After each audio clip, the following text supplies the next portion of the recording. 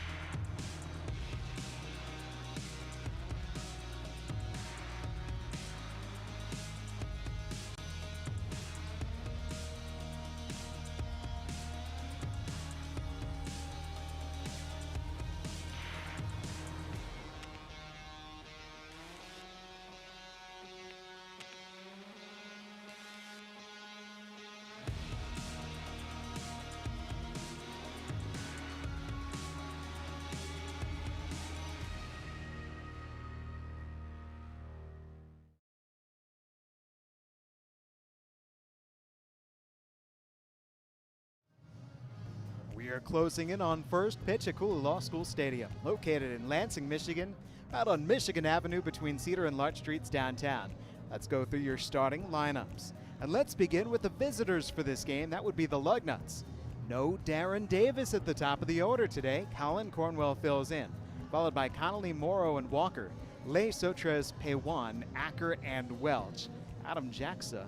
How about no Darren Davis getting the day off from Lemonade League action? I mean, he's a guy that leads the league in hits with 11, and he's reached safely in all 7 games he's played. First time not being in the lineup. So, Jesse, you normally are asking me who to look out for in each lineup. Simple as this. For the Lugnuts, I want to see how Colin Cornwell does, a talented guy that's batting .333, but in the leadoff spot for the first time, which has been a consistent part of this Lugnuts order with Davis. How does Cornwell look there tonight? Homers the last 2 days from the Spartans in the middle of the order, Morrow and Walker. And Derek Slocum, the Saginaw Valley State Cardinal, gets the start today. Yeah, back-to-back matchups between SVSU, Schmies, and Slocum. Slocum pitched all right. This will be his second start, 4 2/3 innings, has allowed 5 hits, but still a youngster. Good opportunity for him to go out and compete today. And let's see who Slocum will be taking on. Turning our attention to the Locos offense. Now the Locos feature the familiar name, Adam Purdy, right up at the top of the order, followed by Shires, Steigels, and Preston. Hickey, Hattlesey, Compton, Lanker, and Williams. What do you make of the Locos starting 9? Well, I think it's an opportunity for them, again, trying to snap this 4-game winning streak. They've got really good hitters on this team with Purdy and Preston and Hickey and Shire, Steigels as well. They just need to put it together, even at the bottom with Williams, who's capable as well. They just haven't had those clutch hits. So I'm looking right in the middle, though, with Cade Preston. Obviously had the 2-run homer yesterday, first home run for the Locos. He needs to produce again tonight if they're going to snap this 4-game skid. And another SVSU Cardinal, Christopher Schmies, gets the start for the Locos. Yeah, we'll talk about this in the broadcast, Jesse, but it's a rematch of that July 31st matchup, which was a win by the Lugnuts 7-4. Both Schmies and Slocum started. Cardinal on Cardinal, SVSU against SVSU. Schmies was pretty wild in that one, so he's going to be looking for a better start with his second chance to do so tonight. Those are your starting 9s. When we return, we will feature the first pitch and the call of the action. This is the Lemonade League.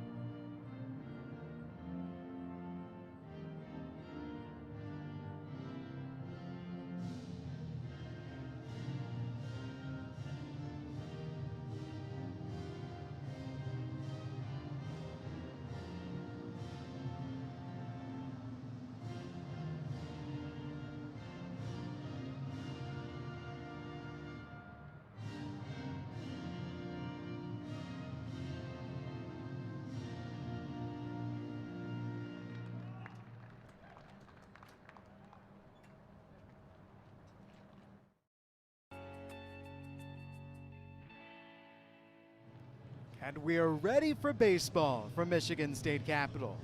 Game number 8 in the Lemonade League.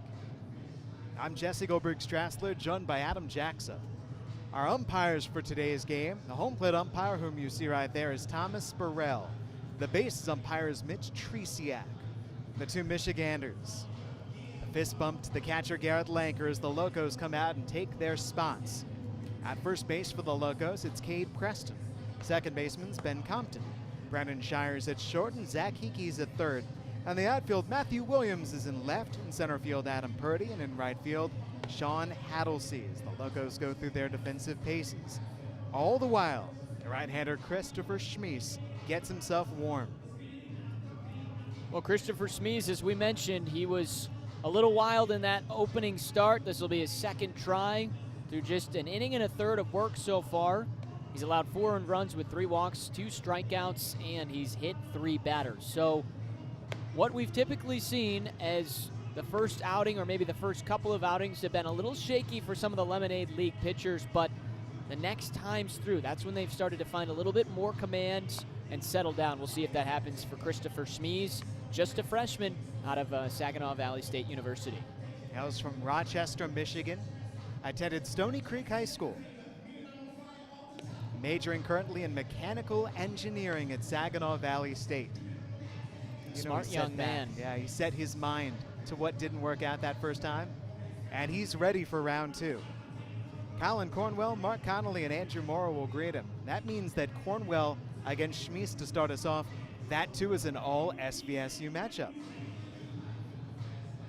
Now, as we've seen recently, Adam, the Lugnuts have not scored early, and I'm talking about in the first inning recently, last couple of games. That has not stopped them each of the last 2 games from scoring 11 runs apiece. Yeah, you got to go back to, again, this matchup on July 31st, the last time the Lugnuts scored in the opening half inning. But as you mentioned, doesn't matter if you can't score in the first. If you're still winning games and getting that production later on, that's working. We'll see how they do tonight with a new leadoff man stepping into the box. Here we go. Colin Cornwell's the batter. It is 7:03 p.m., and we are underway with ball 1. No Darren Davis today for the Lugnuts. First game that Davis is missing in the Lemonade League. Cornwell just showing bunt. And strike 1 from Schmies. Cornwell so far in the Lemonade League, batting .333 and reaching base half the time. 2 balls and a strike. A big part of that for Cornwell. He has drawn 4 walks. He has also been hit by a pitch to go along with his 4 base hits. And when he is reached, he has 4 for 4 in stealing bases. Hitter's count here. And that's a base hit to left center field. Purdy will have to cut it off to his right. Cornwell a wide turnaround first, hangs tight with a single. That's a good swing and start for Cornwell and the Lugnuts. Getting the production they're accustomed to out of the leadoff spot. Mentioned it. Darren Davis off tonight. Typically, he's getting hits or finding ways on base. Cornwell steps in and gets the job done himself. Now Mark Connolly. You want to hear some gaudy numbers. Connolly has been great for the Lugnuts. Strike on the outside corner. All right, Adam. So Connolly has played in 5 games. He has reached base in all 5 games. He has 7 hits. He has 3 walks. He's hitting .438 with a .571 on-base percentage. Schmies just checks on the runner. You know what's most impressive about Connolly and a guy like Cornwell? Freshmen, young players with big upside and hoping to have huge college careers. They've displayed their skills in the Lemonade League so far. Cornwell started and stopped, all the while the pitch was outside. 1 ball and 1 strike to Connolly out of Lansing Community College.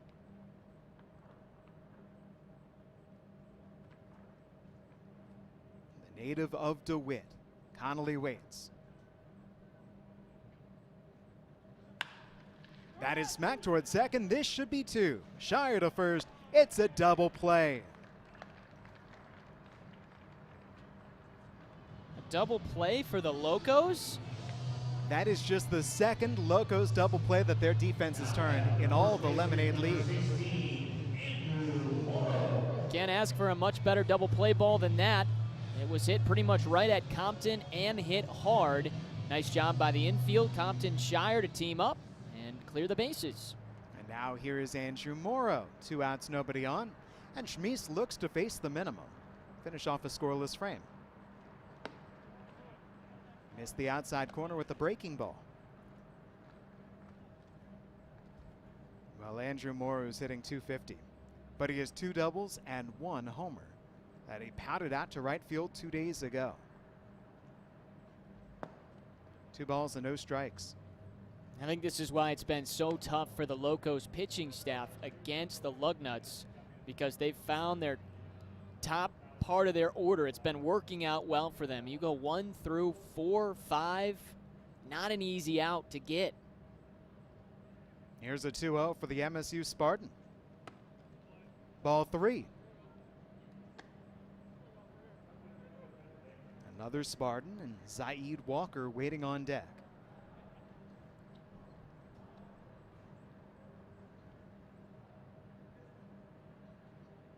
Will Morrow have the red light? He did not, and he grounded it foul down the left side. Yeah, a guy with power and one of the home runs out of the 3 we've seen in this league. Certainly want him swinging away at 3-0 because he's capable of doing damage himself. And you trust him that he's not going to expand the zone and help out the pitcher. How about the 3-1? Front door breaking ball.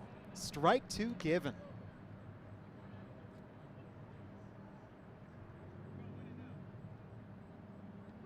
That was not a freshman pitch per se, if you know what I mean. Now that's excellent work by Schmies, and now giving himself a chance to come back and face the minimum, as you mentioned. Andrew Morrow, a senior. Here comes the payoff.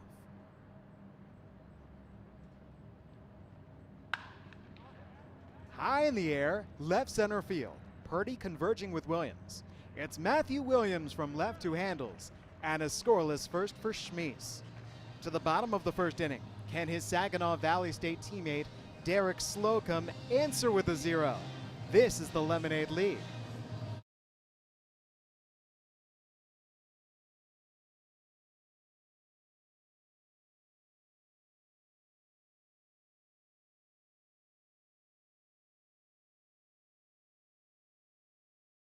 I make decisions about money. I can earn and save. I can spend and donate. I'll spend my money well. Education and hard work set me up to excel. It's a recipe for success. Should have thought about that, I guess. Money lets me share. I better prepare. Saving's a good lesson to learn. 'Cause a penny saved is a penny earned. Teach kids how to earn, save, spend, and donate. Visit chachingusa.org. Looking for the perfect weekend getaway? Love Lansing like a local. And we promise, you'll love Lansing just as much as we do.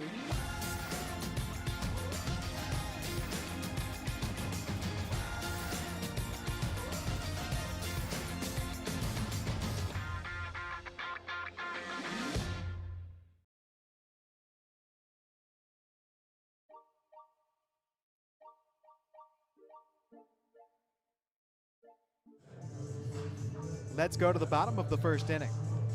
Lugnuts were blanked by Christopher Schmies.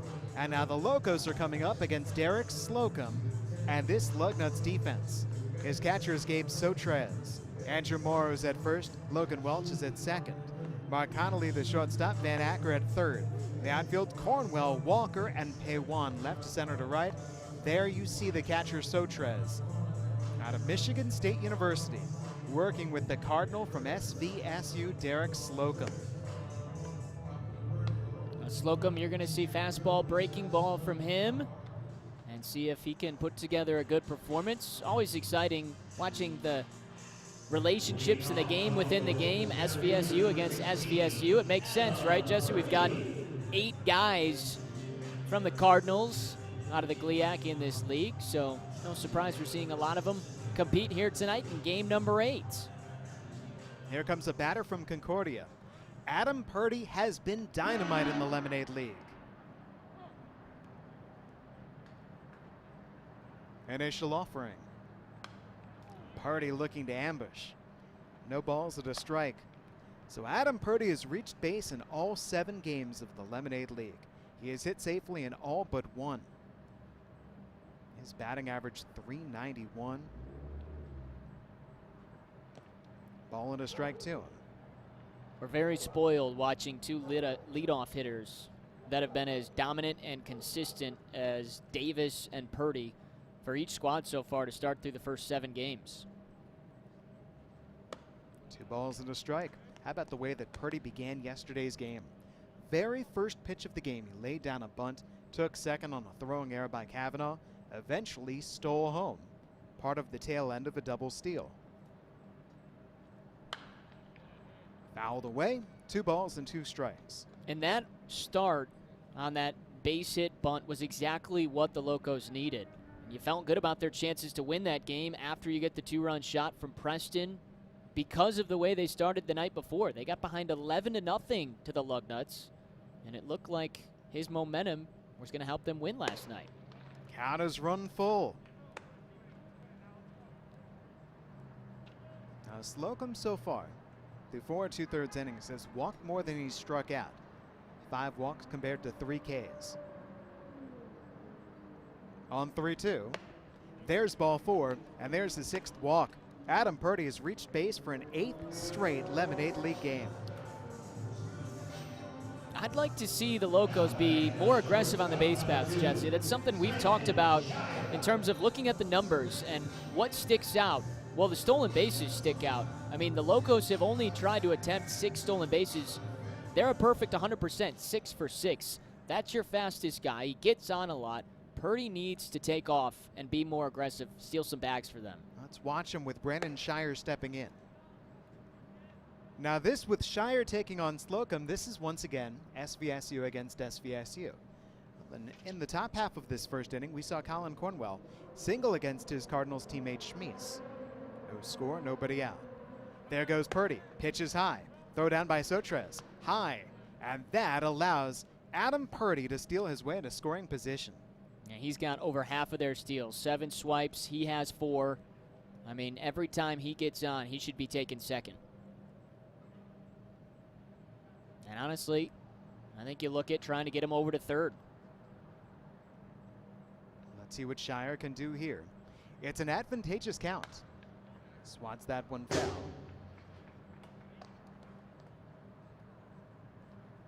Brandon Shire, Adam, I know you love this stat. So Shire's played in 5 games. He has not struck out once, and he has walked 7 times. 2 balls and 2 strikes. Yeah, to me, that's the most important stat as a hitter. Part of your on-base percentage. Can you get his hits? Can you move the runners over? Yes, but how's your eye at the plate? Do you strike out a lot? Do you put the ball in play? Do you draw walks? He's got a great eye and a great knack for the zone. He stays alive. He is hitting these foul balls into nearly identical spots down the left side. Bouncing up from the suite level, then bouncing down to the empty seating bowl. All the fans here are congregated out beyond the left center field wall at Good Hops. Once again, the 2-2. Count has gone full on a 2nd consecutive batter. He's just another example of young talent, another freshman. There's so much young talent in this league. Shire, a freshman at a D2 university, and he's the only guy in this league that still has no strikeouts. Still has no strikeouts. Walk number 8 for Shire. Back-to-back walks given out by Slocum. 8 walks, no strikeouts. Love that. That's a great at-bat. Catcher Sotres, a brief word with Slocum. Here comes the slugger from Oakland, Michael Steigels.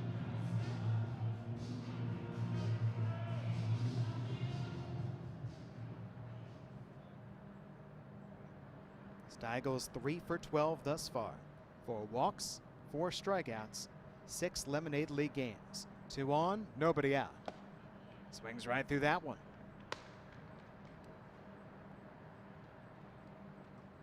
Now in the top half of this inning, we saw the Lugnuts start something, but a double play ball wiped it away. And now in the bottom half, that breaking ball hit Steigels, caught him right in between the shoulder blades, and the bases are loaded. Well, again, here's the second straight night. Golden opportunity for the Locos to get off to a good start. Your pitcher faces just 3 batters in the top half of this inning, and now you've loaded up the bases with nobody out. And here comes the man that swatted a 2-run shot yesterday, Jesse. It's Cade Preston. Following the conclusion of this Mountain Conference, with the pitching coach Riley McCauley just trying to settle Slocum down. Looking back and forth between Slocum and his catcher Sotres. After the fastball that he threw right past Steigels, he tried to come back with a curve, and the curve got away from him. The walk to Purdy, the walk to Shire, the drilling of Steigels with the hook. Here comes Preston. And this is tough advice here, Jesse, because obviously you walk a couple batters, you hit a batter. Your advice is put it in the zone. You want to throw strikes. But with Preston at the plate, you have to be weary of when you put it in the zone and where you put it in the zone, because he can get a hold of one. 3 doubles, 1 homer. First pitch. He went for it, came up empty with the high heat. Yeah, I like that a lot. You're trying to figure out what you're going to throw to him. Okay, going to come fastball, but keep it elevated out of the zone. Don't give him a pipe shot. That's a good start to this at-bat for Slocum. On 0-1. Bounced it. Sotres was equal to the task.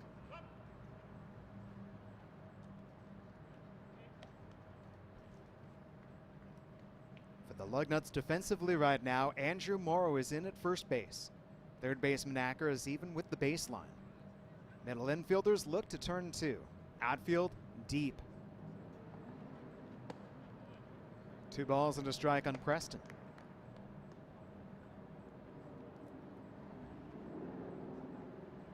That, to my mind, Adam, looked like he was trying to aim a changeup. Could mean the fastball here. On 2-1. Preston got under it. This is the infield fly rule in effect. Second baseman Welch handling out number 1.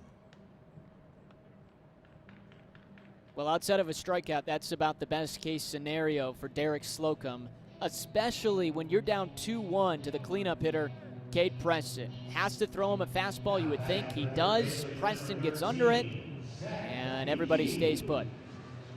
That ball was up there in the air for a while. And we've seen our fair share of struggles with those swings that go out, popped up in the shallow part of the outfield. They've given trouble to the defenses, whether it's been the Locos or the Lugnuts in the field. So not exactly a guarantee once that ball went up the air. Nice job by Welch to track it in. Now Zach Hickey. Strike 1 off the first pitch foul.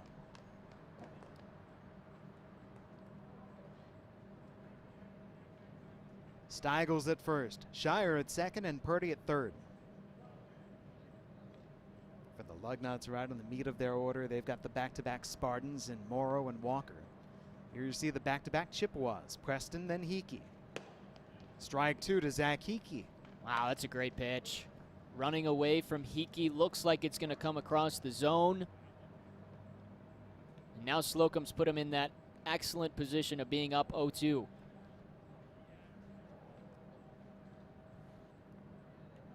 Hickey 2 for 17 in the Lemonade League.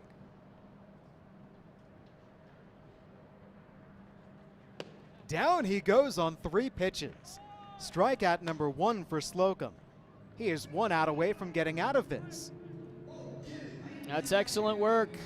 You're going through the meat of this order. You get a pop up to 1, 3 pitches, you get a strikeout. And now, as you said, Jesse, an opportunity to put a 0 up on the board.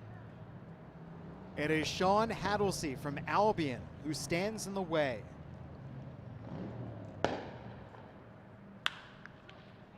Let's fly to deep right center field, but Walker draws a bead. He's got it, and Slocum is out of the first inning.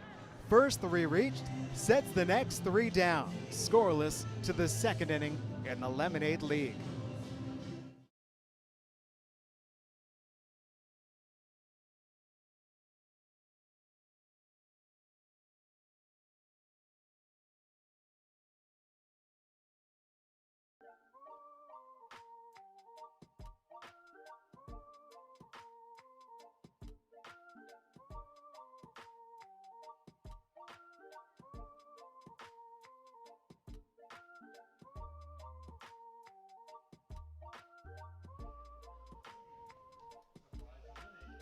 While the Lugnuts' actual 25th anniversary will have to wait until 2021, you can still purchase a piece of history.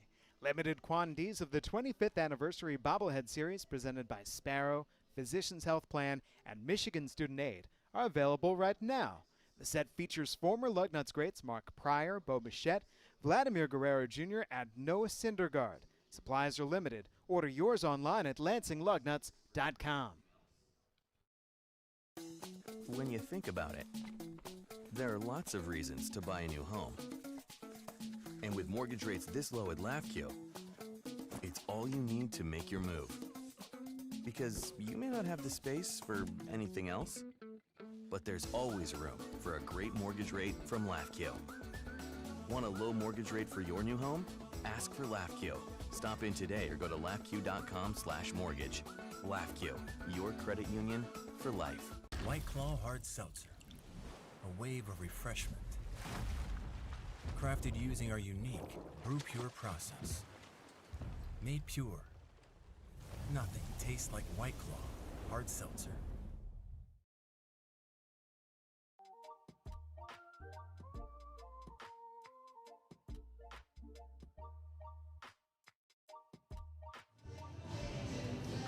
The Locos loaded the bases, but they could not score. And we go to the second inning. 0-0 in the Lemonade League. Adam Jackson by my side. I'm Jesse Goldberg-Strassler.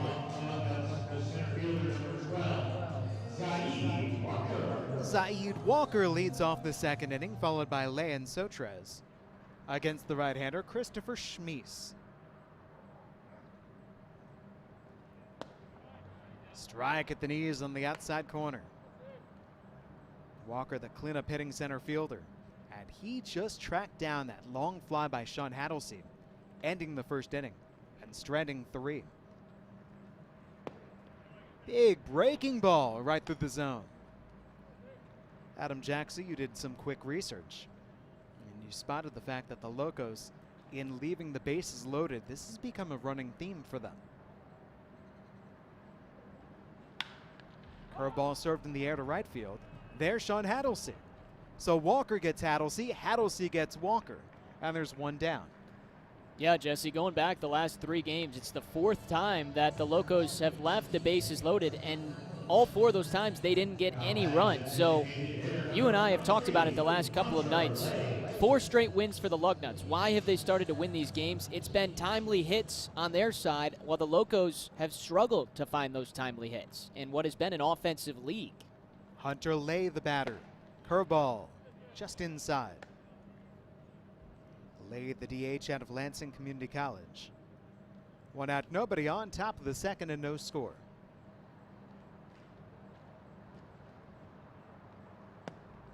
Two balls, no strikes. Adam, just going over the overall league statistics. The Lugnuts have outscored the Locos by 20, 55-35. And yet the hits are about the same. The Locos have actually drawn more walks, but they are not pushing in those base runners.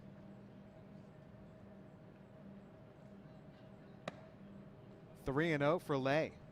And again, if we go back to before this 4-game winning streak started for the Lugnuts, it was the Locos who had strung together back-to-back come-from-behind 7th-inning wins, and that's when those timely hits were coming. They were coming in clutch, and they've gone silent lately.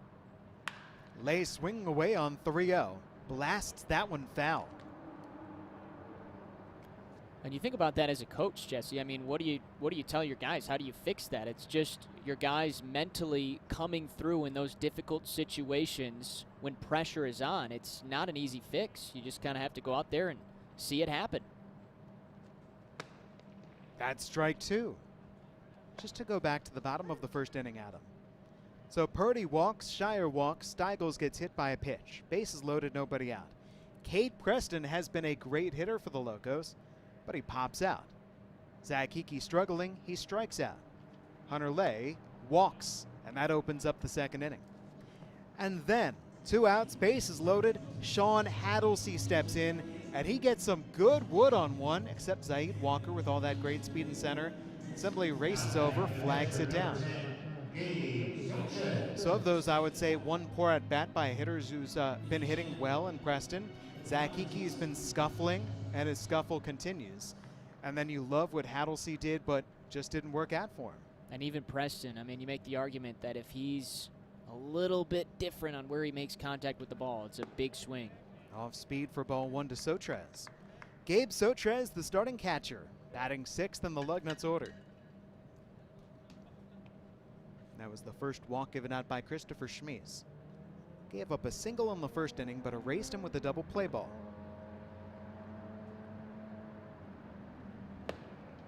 Strike. Fastball at 89 here on the stadium gun.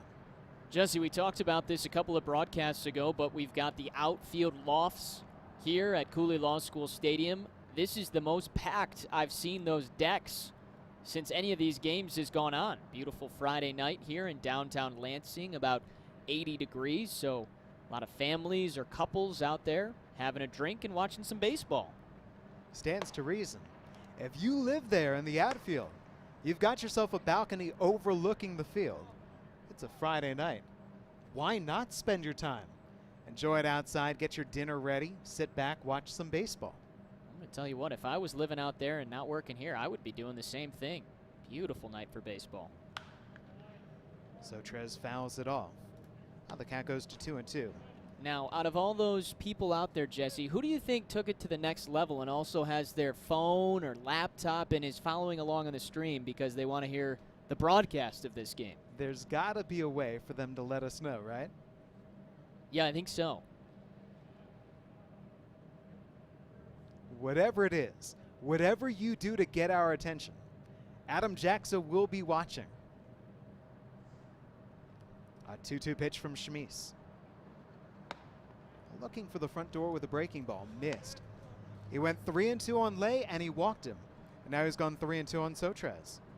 What's the famous line in one of the greatest baseball movies, Angels in the Outfield? We're always watching. That Facebook comment section, let us know where you're watching from. Hunter Lay does not run. That's ball 4. Back-to-back walks. Well, and this will be interesting to see. After there was the opportunity for the Locos, a couple of walks, loaded up the bases. Now here's a chance potentially for the Lugnuts. Can they come through with a clutch hit? Lay at second, Sotres at first. Joey Pewan now in the left-hand batter's box.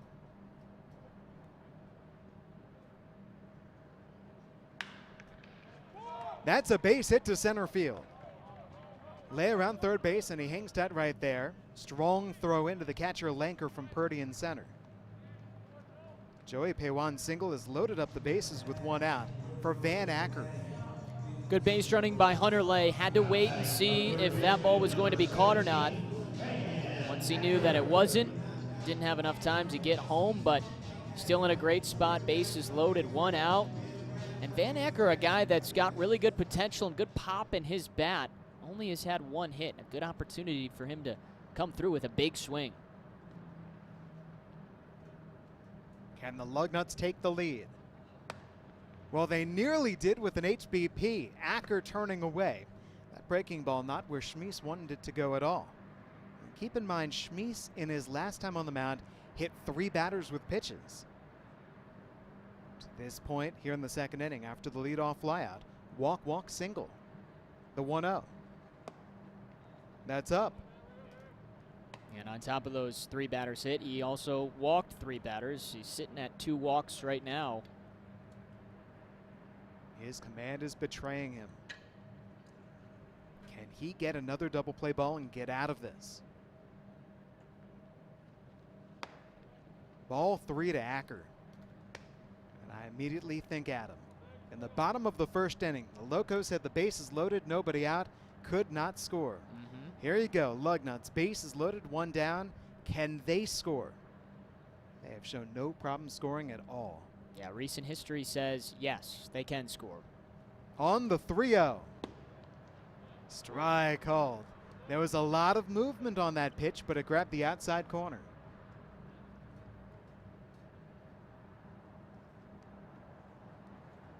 Adam mentioned about Van Acker. Just 1 hit, 1 for 13. 2 walks, 6 strikeouts. That's chopped foul.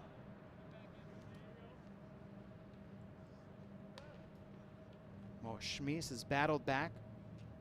He's filled up the count. Corner infielders Hickey at third, Preston at first, playing a couple of steps back of the baseline. Payoff pitch. Lifted to left. Matthew Williams back underneath with the catch. Laid the tag from third base. In fact, all 3 runners tag up. Lay is in on the sac fly by Acker. To third base goes Sotres, and to second base goes Joey Paywan. It's a 1-0 Lugnuts lead.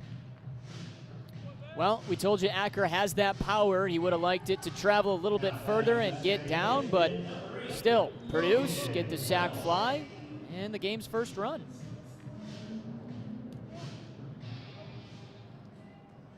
Now with 2 outs, here's Logan Welch batting 9th in the order for the Lugnuts.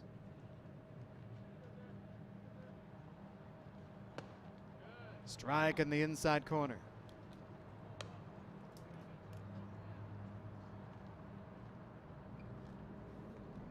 Welch batting 9th.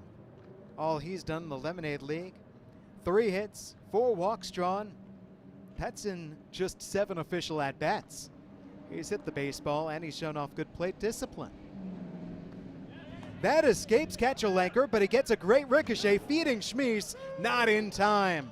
Sotres gets in. To third base goes Paywan. A wild pitch, and it's 2-0 Lugnuts. Well, you get the production from Acker and then the mistake in the battery between Schmies and Lanker. Tough pitch for Lanker to handle, and the Lugnuts capitalize again. Now with Paywan 90 feet away from scoring. That's below the zone. It was close at home plate, Adam. It was such a hard ricochet right back to Lanker with Schmies covering. But Gabe Sotres got in there. On the 2-1.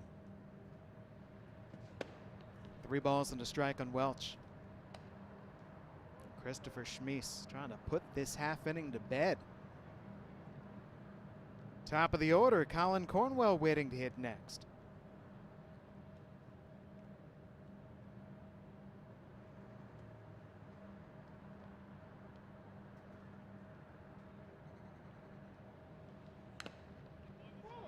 Counters run full. That caught a chunk out of the catcher Lanker. So Schmies has had full counts against Lay, Sotres, Acker, and Welch here in this second inning. 4 out of the 6 batters. And if you go back to the first inning, it was a full count to the final batter of the frame, Andrew Morrow. 5 out of the last 7 Lugnuts batters have worked the count to 3-2 against Schmies. Garrett Lanker returns to home plate. I always think, Adam, so you want to be a catcher. That is a thankless position. You stay busy and engaged in the game, but it is a difficult position at that. You get bruised. You get, well, shaken up. 3-2 pitch for Logan Welch. Ball 4. Third walk of the frame issued by Schmies. And their runners at the corners.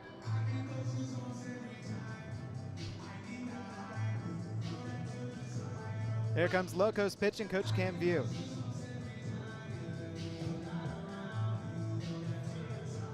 Meanwhile, the Lugnuts starting pitcher Derek Slocum is making the walk down the right side. You can see him in the background there. Looks like Slocum might want to get warmed up once again. He has been sitting for quite a while during this top of the second inning, and they will loosen him up down to the pen. After all, for Slocum, he began in the bottom of the first inning without his command, and then he settled in as the inning went along. He found his groove, wants to get his groove back. By the way, Jesse, we mentioned to fans, let us know where you're listening or watching. We have our first response all the way from Germany. Jake on Twitter says, I'm watching on YouTube from Germany. Ball one outside to Colin Cornwell. How about that? I love it. So whether it's on Twitter, whether it's on YouTube, whether it's on the Facebook chat, however you're watching, let us know. Cornwell fouls it off the top of the screen.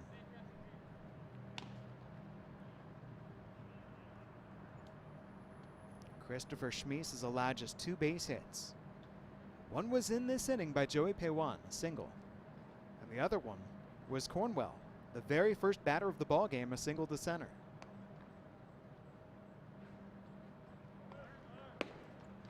Runner takes off from first, no throw down by Lanker. Strike 2 called to Cornwell. All the while Logan Welch steals second base.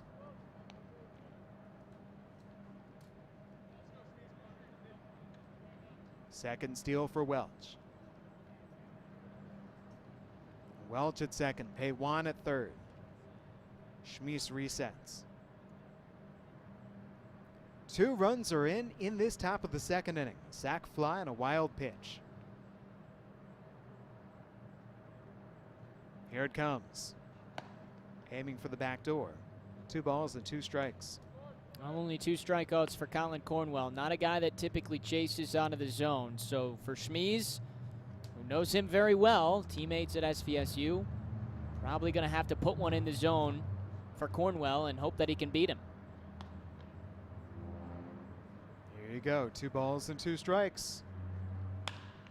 Line drive, base hit left field.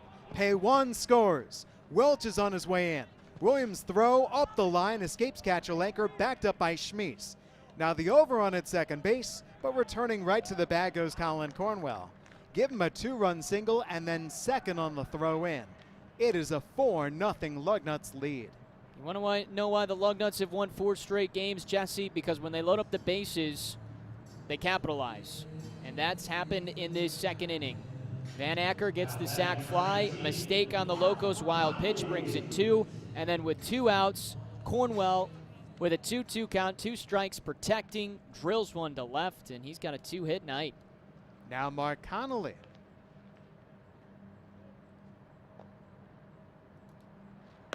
Ball 1 outside. All the while action beginning in the Locos bullpen.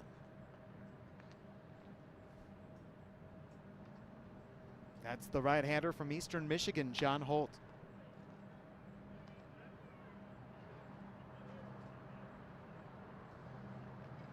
Connolly grounded into a double play his first time up. Boy, Colin Cornwell using the opposite field against Schmies.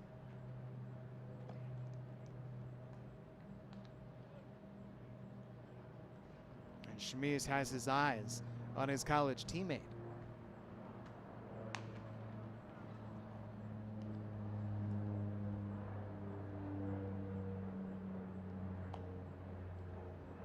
A 4-run second inning for the Lugnuts.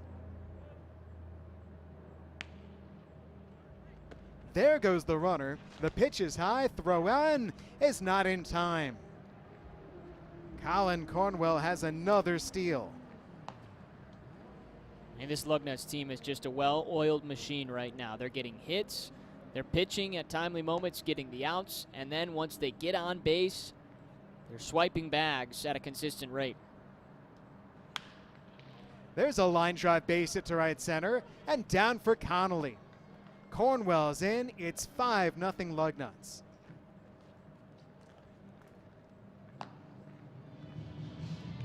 relentless.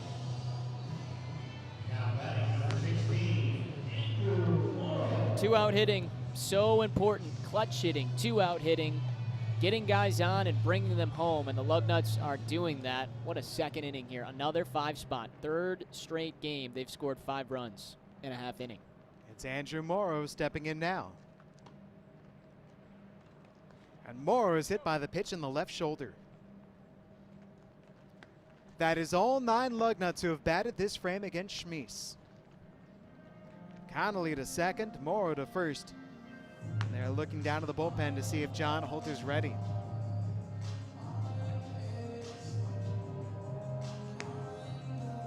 There's Holt, getting warmed up as quickly as he can.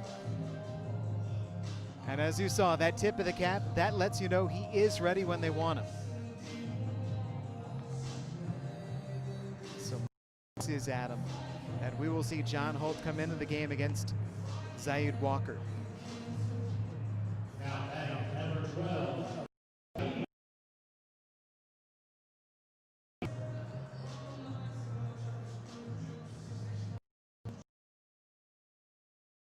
Schmies, he faced the minimum in a scoreless first inning.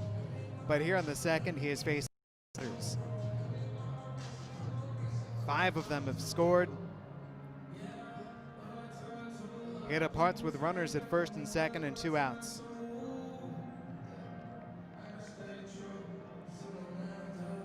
Long walk off the hill. The Saginaw Valley State freshman. Well, not what he wanted, certainly. We talked about his struggles the last time he started. This time there was some of that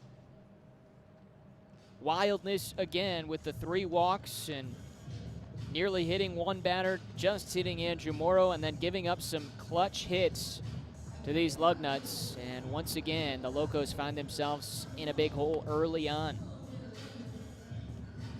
Now, the Locos pitching staff came into play today, a team ERA of 7.43. Here's John Holt making his 3rd appearance in the Lemonade League. Holt through 2 innings has allowed 3 runs, 2 of them earned. 6 walks, a strikeout, and a hit batter. First time that we saw him on the mound, he struggled with his command. Let's see how he fares this 3rd time out. It is going to be Eastern Michigan against Michigan State with Zaid Walker waiting. Green on green. Green and white against green and white. Spartans and Eagles. Ipsy against East Lansing. Okay, that's it. The Lugnuts scored 11 runs yesterday, 11 runs the day before. They have 5 runs, and we're in the top of the 2nd inning here today. The Locos offense has some coming back to do. Just trying to escape this top of the 2nd inning. It is amazing to me, Adam, just as the Lugnuts and the Locos, as all these players came together and the coaches drew up the sides, how things have swung so dramatically toward the Lugnuts recently. All right, let's see what happens. There's a lot of baseball still to be played. But first, John Holt wants to get the Lugnuts out of this frame. He wants to record this out against Walker, strand the 2 Lugnuts runners. His first offering. Zaid Walker elevates it foul.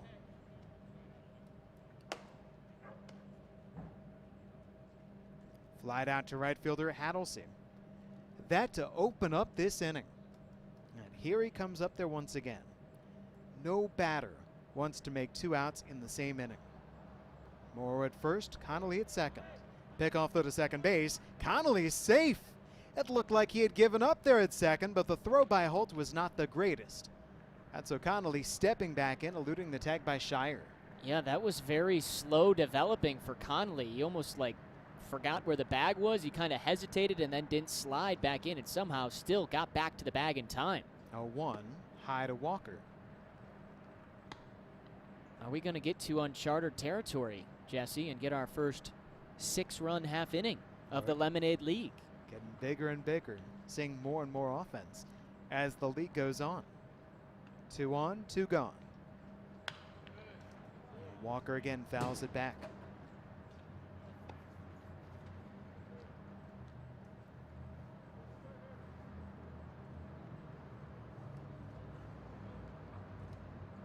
There's Connolly leading away from second. Andrew Moore is at first base. And the 1-2 from Holtz. Breaking ball, grounded foul. I mean, the Lugnuts have just taken all of the Locos' mojo. Ever since those comeback wins for the Locos, it has been all Lugnuts and still plenty of time in this game, but we just haven't seen that confidence at the plate from these Locos the last few nights. Ball 2 to Walker. And this is just a prime example here, the last 2 half innings. Load up the bases in the first for the Locos. They get no runs. Pressure on, bases loaded for the Lugnuts. In the next half inning, they've scored 5 and multiple with 2 outs.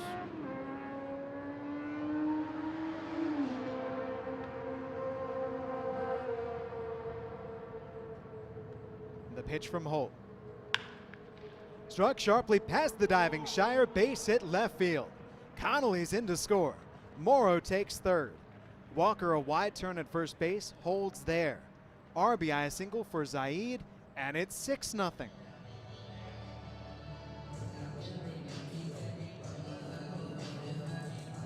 Doesn't seem to matter who they throw on the mound right now. These Lugnuts hitters are locked in. Walker with another excellent at bat, squaring it up.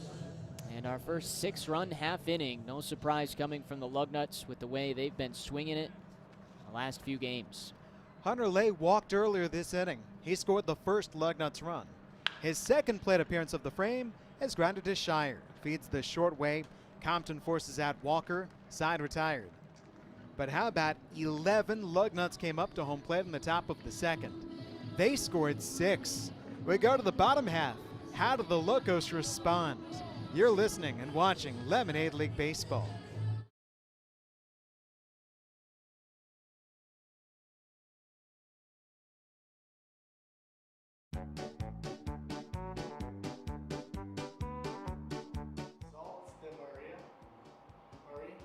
Sault Ste. Marie.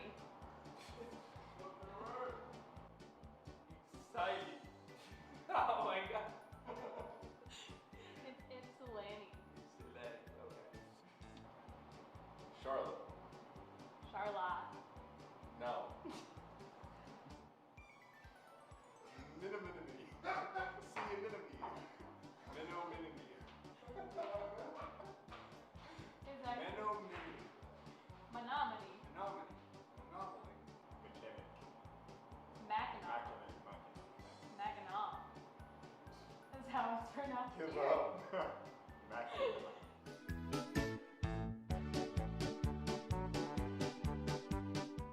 The proud son of an immigrant father, John Hernandez found his own path through a field of smoke. When wildfires threatened communities, John jumped into danger, fighting through fear and fatigue until the fire was contained. John found his fighting spirit in one of the most dangerous jobs in the world, a job few are willing to do. Since 1925, we've proved that it doesn't matter where you come from, it matters what you're made of. Modelo, brewed for those with a fighting spirit.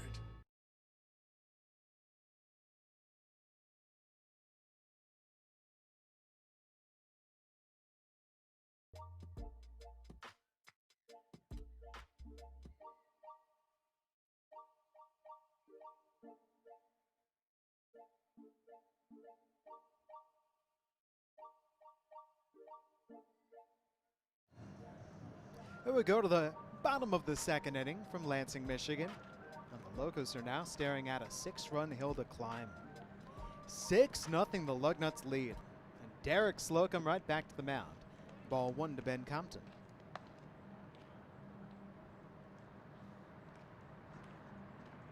Compton followed by Lanker and Williams. 7, 8, 9 of the order.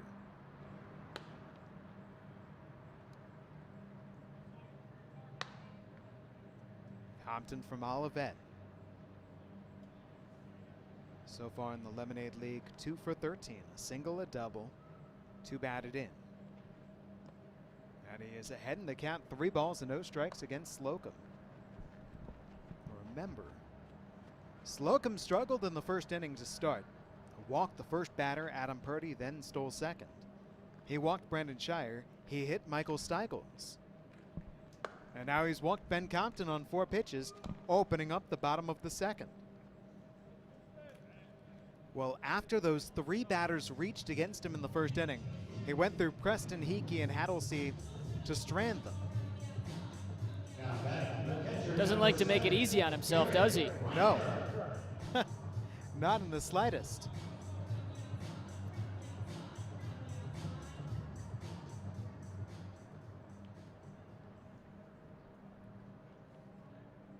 Well, now against Garrett Lanker. Just checking on Compton. On the Facebook live stream, Pat Wixon says Graham and Gramp watching on Facebook from Paradise, Florida. Love it. Just wonderful. Carol Ann says, what a beautiful night at the ballpark. She's got that exactly right. 80 degrees and sunny. Gorgeous. There's a strike to Garrett. You know, Garrett Lanker is the last Lemonade Leaguer. It's really him and Cal Johnston, who's only had 1 start, to not have a base hit in the league. Lanker is 0 for 7. Went for it right there. 1 ball and 2 strikes. Got to get him off the snide. He's got such a great hitting stance, that open leg. You can see he puts the power behind his swing. Just got to connect on one of these, and the Locos could certainly use it. Now facing that 6-run deficit. On 1 and 2.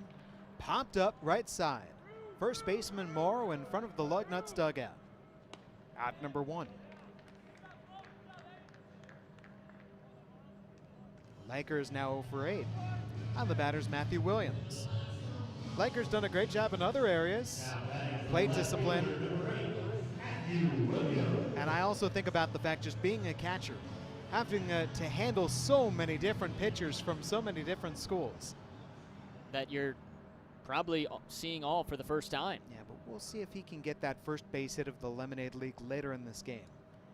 Compton at first. And now here's Matthew Williams, who takes a strike. Boy, it just seems Slocum just needs to walk a guy or 2 before he starts to lock in and become confident on the hill. Walks Compton, and he has been pitching real well since then. Just threw that one right past Williams.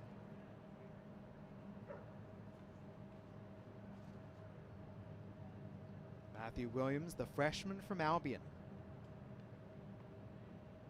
6-0 Lugnuts in the second inning.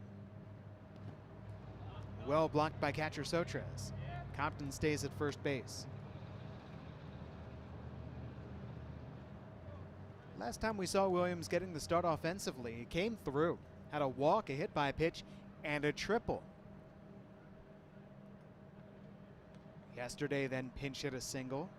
Today, this is lofted shallow center. Walker coming in, has a running catch. Compton off of first base. The throw in time, and he's doubled off. That double play ends the second.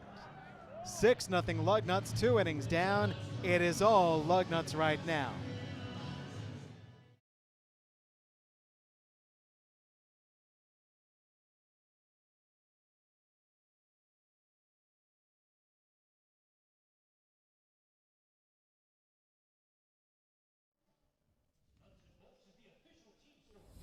Nuts and Bolts is the official team store of your Lansing Lugnuts. Located on the concourse behind home plate, Nuts and Bolts has everything even the biggest Lugnuts fan would need. Nuts and Bolts is open before, during, and after all Lemonade League games. So stop in, check out all the great Lugnuts and Locos gear today.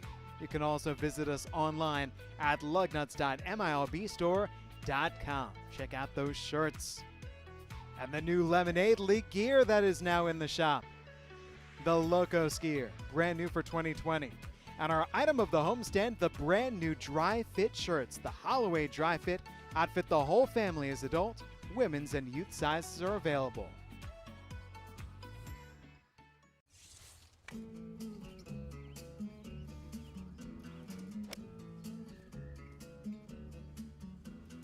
Trees swaying in the summer breeze.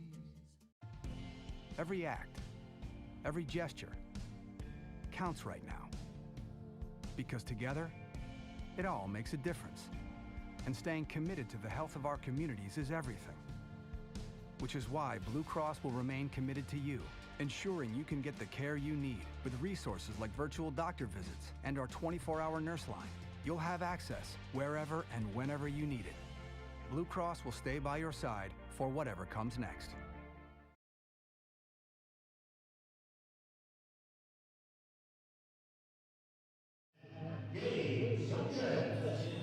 All Lugnuts as we begin the third from Cooley Law School Stadium. Gabe Sotres, Joey Paywan, and Van Acker up to face John Holt. Second pitcher in for the Locos, replacing Christopher Schmies. Sotres swings and misses. 11 batters came to the plate in that lengthy second inning that produced all 6 runs for the Lugnuts. They get 6 runs on 4 hits and still left 2 on base. Also had 3 guys walk.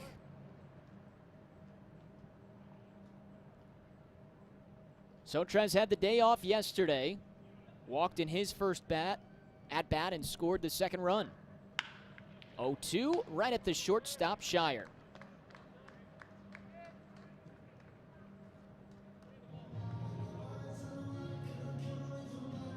Well, it was a good start for Christopher Schmies, the Saginaw Valley State Cardinal that began the game on the hill for the Locos. He gave up a base hit in the first, then got a double play and a fly out, but in the second is where all the trouble came.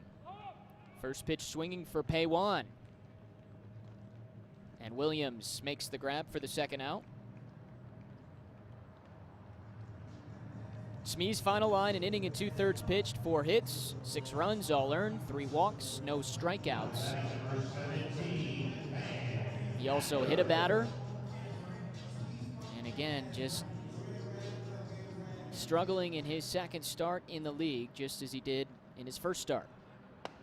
Van Acker takes strike 1. He got the run started for the Lugnuts with the sac fly to left in his first at bat. Good change there. Acker out in front, 0-2.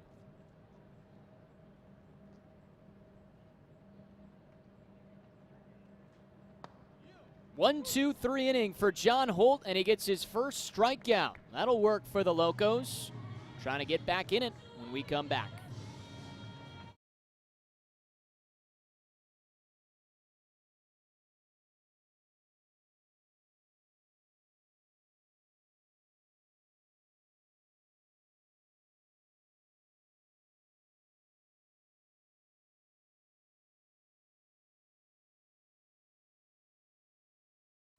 Corona is the original cerveza más fina of Mexico. And since 1925, it's been made with the finest ingredients. And most of all, with our heritage and our pride. In 1981, we didn't just bring a beer to the States. We brought our way of life. Because when you're proud of what you do, you want to share it with the world. Corona, we share more than a beer. We share the same history.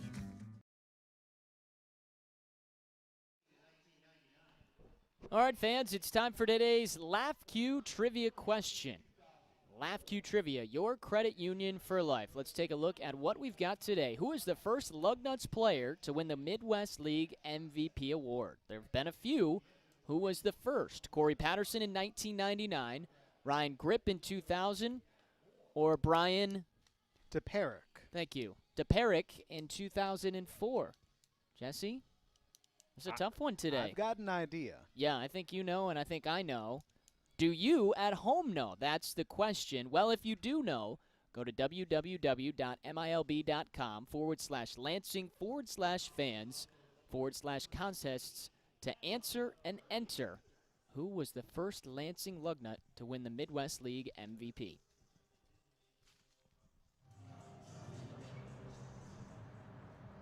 Shutdown inning for the Locos defensively. Can they get things going offensively? First pitch to the top of the order, Adam Purdy's takes a strike 1. He walked and stole a bag before ending up on third in the first inning. 1-1 from Derek Slocum, starter for the Lugnuts. He's given up 3 walks, but he's worked around those, also hit a batter. But the most important thing, he's given up no runs, also has racked up a strikeout. 1-1. Adam, it's the right guys. It's Adam Purdy getting things going again. Love to have him leading off an inning. Anytime you can get Purdy up there, just trying to get on base, make something happen. And the guys after him, Shire and Steigels. 4th pitch is down low, 3-1. I mean, you just figure if the Locos are going to score runs, they need it to be from these guys. Purdy came into this game second in the league in base hits with 9 behind only Darren Davis. And he's on for a second time with another walk. Not a hit, but it'll do just the same. And for a team that only has 7 stolen bases, Purdy has 4 of those. So expect him to be a threat here to try and swipe second. That is 3 innings. And 3 leadoff walks issued by Derek Slocum. Why has he gotten out of those half innings? Because he still has not allowed that first hit yet. Brandon Shire trying to collect that first hit for the Locos. He takes strike 1. One of the 4 walks was to Brandon Shire. 8 walks in the Lemonade League for Shire, the freshman out of SVSU. No strikeouts. Just remarkable how many talented hitters there are in this league. And Shire, the only man that has not struck out once in the Lemonade League. 1-1. Didn't play in yesterday's game, but back out there, hitting second today.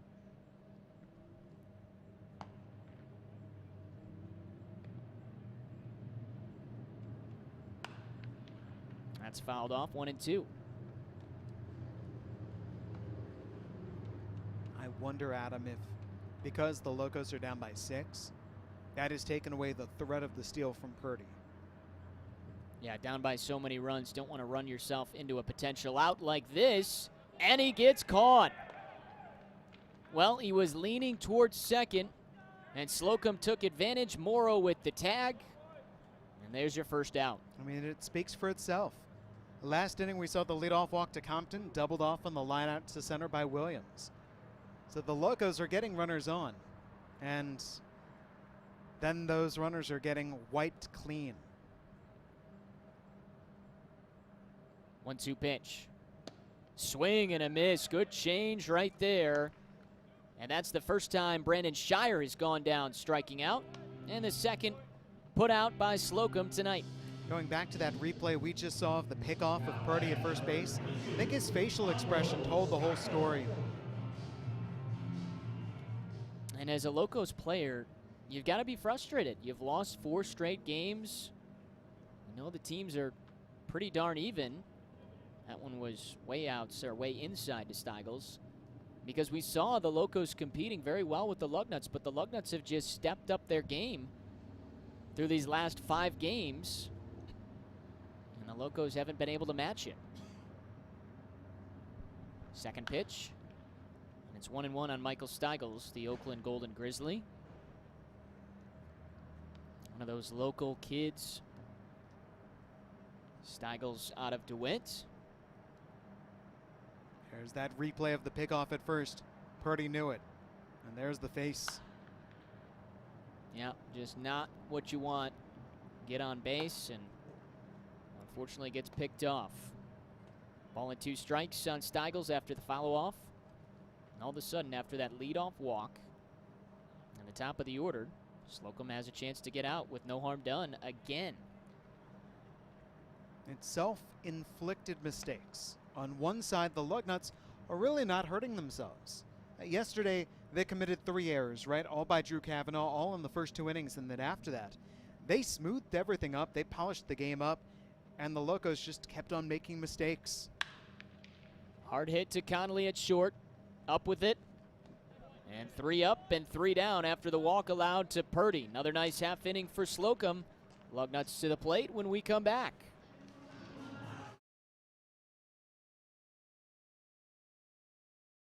A new day dawns and we greet it with gratitude, thankful for the heroes on the front lines taking big risks daily to keep us safe.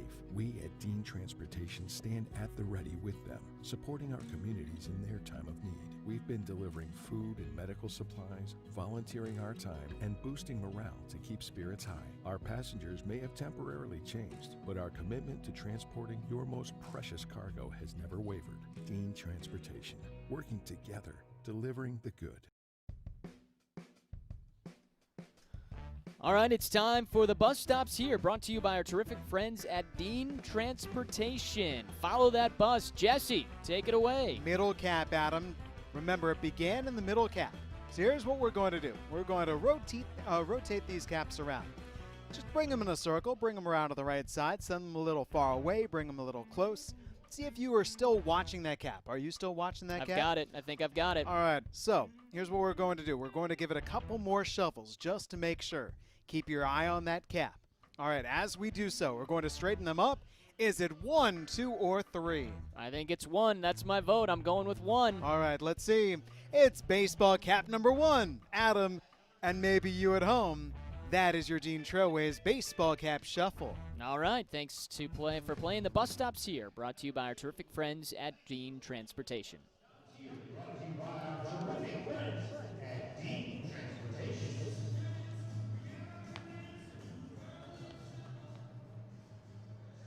Back here to begin the fourth, 6-0 Lugnuts. 9-1-2 to the plate. First pitch, Welch crushes this out to left center. Long run for Purdy, and he tracks it down for the first out.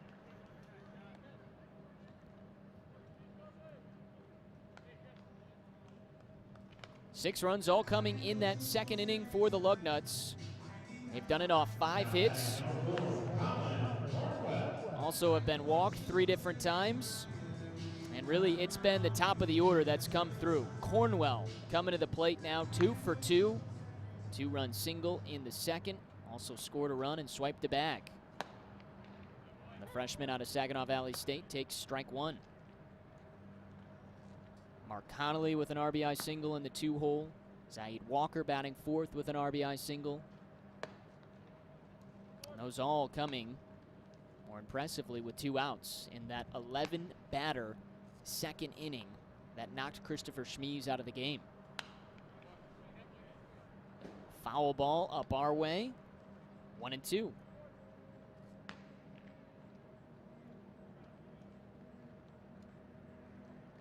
Adam, I am on Colin Cornwell's Saginaw Valley State player bio. All the while, his at-bat ends right here. Yeah, strike 3 on Cornwell. Let me tell you, what an impressive bio this is.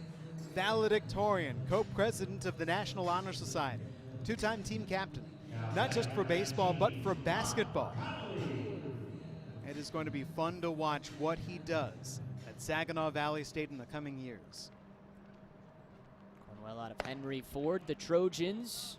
Yeah, what a bio he's got. Some talent on the baseball diamond, certainly in this league, but elsewhere also.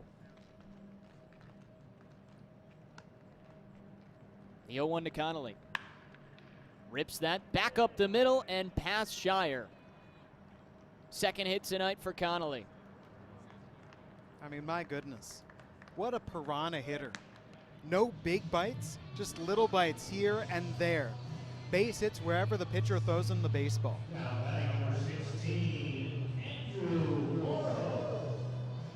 That's now 9 hits for Connolly in this league. Batting over 440. Now he takes off for second. Runs on the breaking ball and is in safe with a swipe. The Lugnuts are playing this game without Darren Davis, who has been a one-man rally. So Colin Cornwell has been a one-man rally today. 2 for 2, 2 RBIs, 1 steal, 1 run scored. And Mark Connolly now running his own rally, right? 2 outs, but the single and then stealing his way into scoring position, and suddenly trouble out of nowhere. The 1-0 stays up for Morrow. 2 balls and no strikes. 2 freshmen at the top of the order tonight for the Lugnuts in Cornwell and Connolly. And together they've combined to go 4 for 6 and drive in 3 runs and score 2. 2-0. Popped up in the infield. Lanker with the mask off, and it drops fair. Throw down to first is not in time. Miscommunication between Lanker and Hickey. Didn't know who was going to take it. Then it landed fair. They could have potentially waited to see if it was going to then bounce foul, but instead picked it up. And Preston wasn't on the bag at first. Well, this looks bad for everybody. Andrew Morrow didn't run it out. They had to shout at him from the, hey, run it out, go down to first base. Otherwise, he would have been an easy third out. Strike one on Walker. And it looks ball. like Yeah. they've given Morrow a base hit, by the way, on that, Jesse. It really should have been caught. Do you know what I mean? Yeah. Swing and a miss. Walker out in front of the break. That's one of those, too, where a coach would love to say to Morrow, I wish you would have been thrown out just to teach you that lesson. But Andrew, at the last second, did get down the line, and he did beat it out. Despite that play, Holt still an opportunity to get out of this jam unscathed. Breaking ball, and he gets the called strike 3. 2 base hits given up, but 2 strikeouts to silence the Lugnuts. Bottom of the 4th is next. Lemonade Lugnuts up by 6.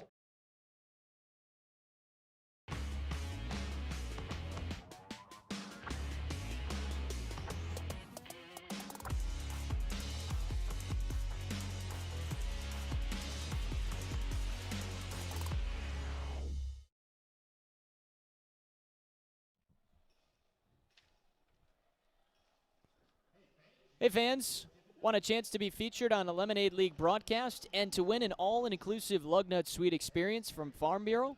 Submit a video of you, your family, your friends, or shoot even your dog or cat singing Take Me Out to the Ball Game. All you have to do is enter at www.milb.com/Lansing/fans/contest to send in your video.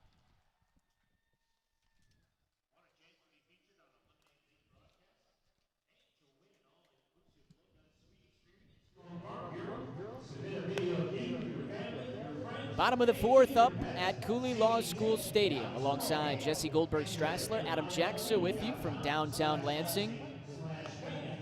We've had no runs in 6 of the 7 half innings, but the half inning that we did have runs, there was a plentiful. 6 runs in that second from the Lugnuts is the difference. And in the meantime, Derek Slocum, ready to start his 4th inning of work, has been able to get around 4 walks and a hit batter to surrender no runs, and still has not given up his first hit. Lugnuts with 6 runs on 7 hits, no errors. And the Locos with no runs, no hits, and no errors. Good job defensively tonight by both teams after they combined for 6 errors last night. Here's Cade Preston. In on the hands, fouls it off. Adam, it was very brief, but the right-hander Luke Lalamia was warming up in the Lugnuts pen. And now he's sat back down.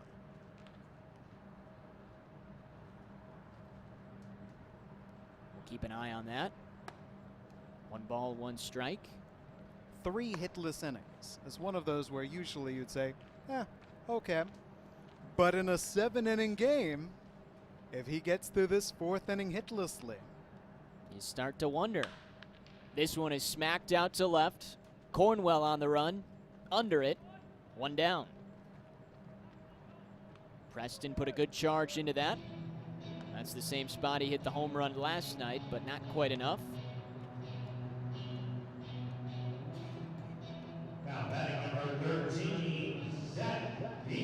So 1 Chippewa down, and up comes the next. Zach Hickey.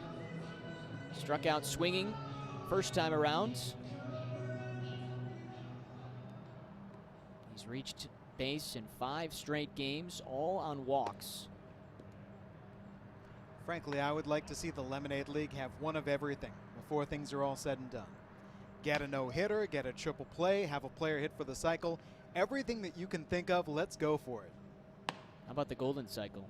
It's been almost, a year since we've seen one here at Cooley Law School Stadium? More than a year, because it was April 2019. The Golden Cycle is hitting for a cycle, and the home run is a grand slam. The 2-0. In on the hands, 2-1. And Jesse, do you remember who Ryan Gold hit the Golden Cycle against? The Dayton Dragons. Yes. Do you remember the promotion? Yes, it was Purge Night. Yes, it was. And it was the half inning where the bell sounded, which meant all food was free the entire half inning for as long as it went on. And the Lugnuts made it as long as they could, loading up the bases. And Ryan Gold hit one out to right center, a grand slam.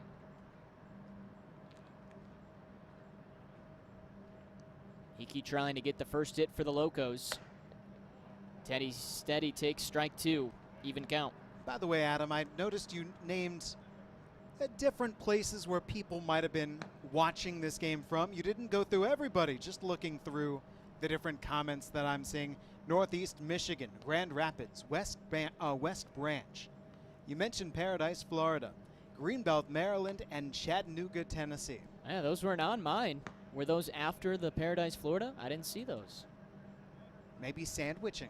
Yeah, okay. Good catch. Hello, everyone. Yeah, let us know where you're watching. We certainly are happy to have you tuned in for some baseball tonight. There's a walk for Zach Hickey doing what he does best. His 7th walk in the league, and he has reached for a 6th straight game because of a walk. Greenbelt, Maryland, huh? That is correct. Pretty sure they don't have a player in the league, but probably a broadcaster in the Lemonade League. That is also correct. All right. Hello to the Goldberg Strasslers. Here's Sean Hattlesey, hoping to say hello to Derek Slocum for the first time with a hit. Hattlesey had such a great swing his last time up, except Zaid Walker on the full run went out and got it in deep right center. Fouls that off. Yeah, he hit that one well out to center. Some nice plays tonight defensively. Walker, that double play, Jesse, where he had to come in running against Matthew Williams and then got Compton at first.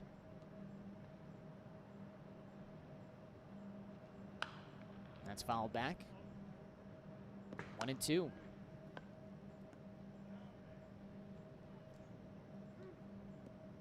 What a great start for Derek Slocum, a redshirt freshman from Saginaw Valley State.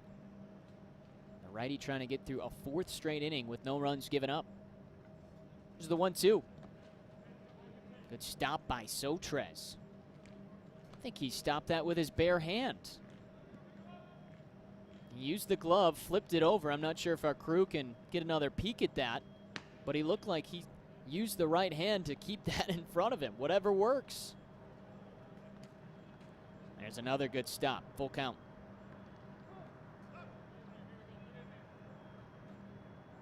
See the Spartan cap for Sotres, one of the many Michigan State Spartans in the league. Gabe needs a moment right now.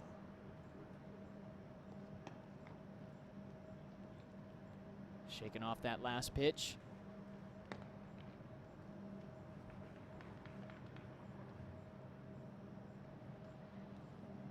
Thomas Burrell giving him a little extra time with the walkout towards Slocum. And it looks like he's about ready to go. The 3-2 to Sean Hattlesey. And that's outside. So second half inning tonight where we've seen walks back-to-back from Derek Slocum. He's done a masterful job working around them, though. 6 walks for Slocum. And let's peek. I want to see, did Sotres stop that last couple pitches ago, Jesse? I thought he stopped the ball with his bare hand. Let's get another look. The crew picked it up. Here it is. The right side of your screen. Slocum comes home. He just kind of caught it. So he did get most of the glove, but still, with that right hand to make sure he keeps it in front of him. That's why you get 2, right? As you said, whatever you need to do. Now this, as you've pointed out, when Derek Slocum has been in trouble over the course of this game, that's when he's elevated his game, and he's going to have to do so once again.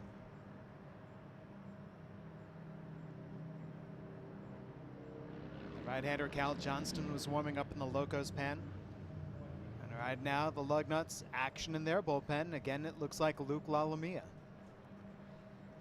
We've brought it up many times, Jesse, but is this the time, finally, that the Locos come through with some clutch hitting?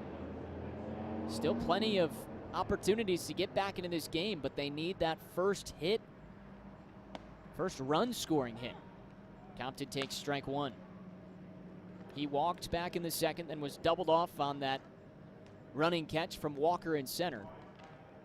Got Hickey at second and Hattlesey at first, both with walks earlier in this half inning. Sotres has been heroic back there behind the dish just in this fourth inning alone.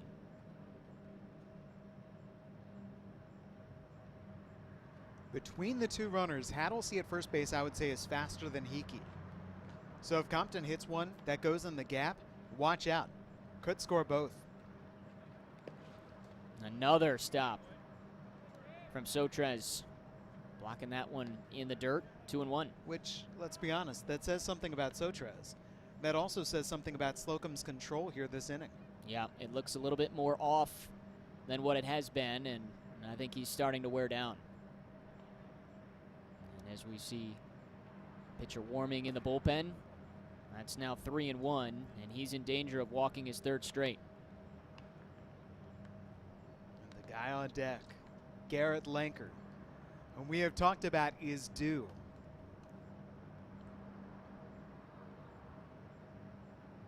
And Compton, the Olivet Comet, trying to get on base and load him up for a second time in this game for the Locos. And that's ball four. Like Compton just looks like he is at the end right now.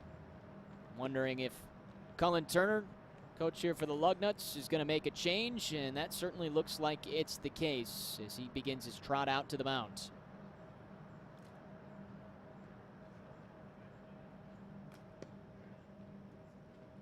What an unusual line for Derek Slocum.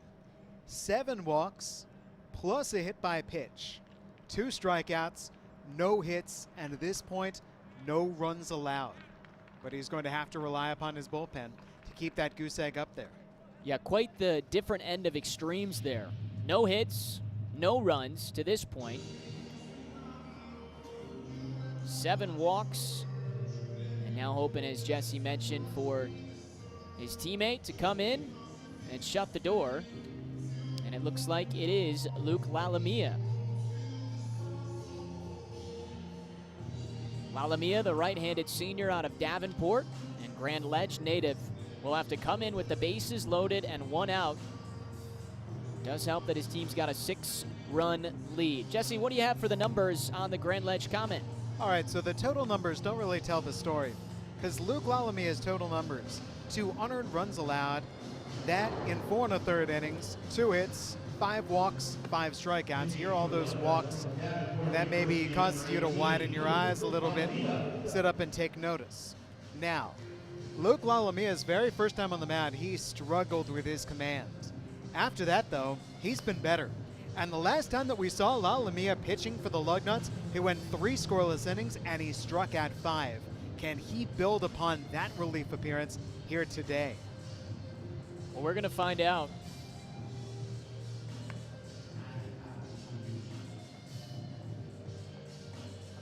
We're also going to find out if this Yellow Jacket stays outside of the press box window.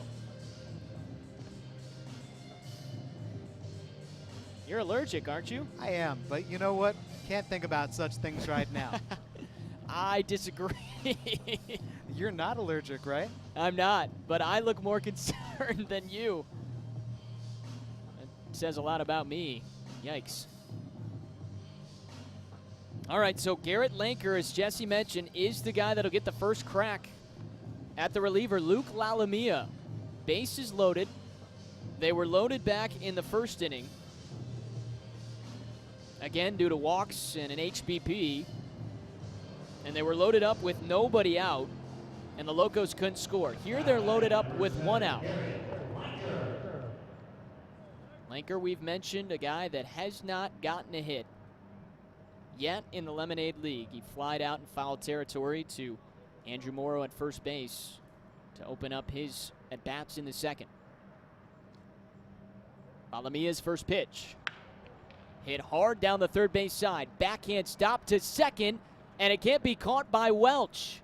A run comes in, and the Locos are on the board.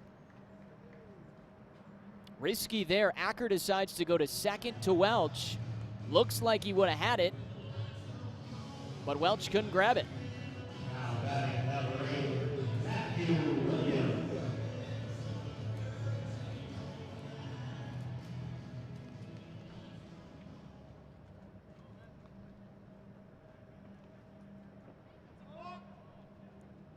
And now we've got a balk on La Lumia. So a second run comes in.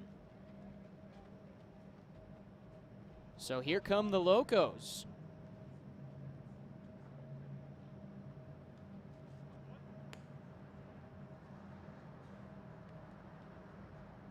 Well, La Lumia gives up 2 runs quickly, and still they're at second and third with one out. Matthew Williams down low for ball 1.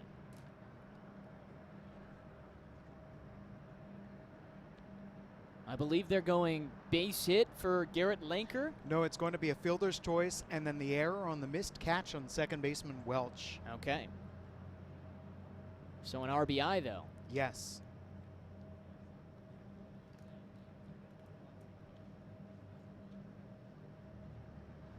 La Lumia's 1-0. Down 2-0. And that seems correct. Logan Welch looked like he should have been able to handle that. It was a little low on the throw from Van Acker, but it was there, hit his mitt. He would have had the force at second, but couldn't secure it. Now the Locos could potentially get to back within 2. Off the end of the bat, just to the right of first base.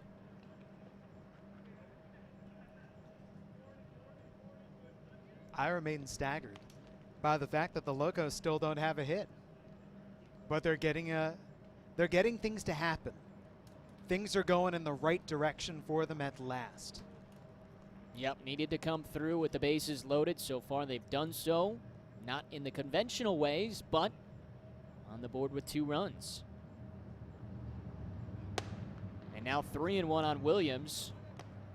Could potentially load the bases back up and head to the top of the order with Purdy and Shire and Steigels trying to help the Locos bat themselves back within range of this 4-run deficit. The big half inning came in the second, a 6-run second inning for the Lugnuts where they scored all their runs. 3-1.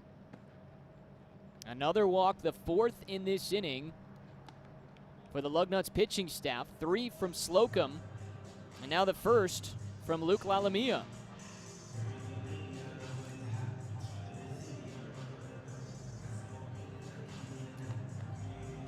Well, a golden opportunity for the Locos to get even closer.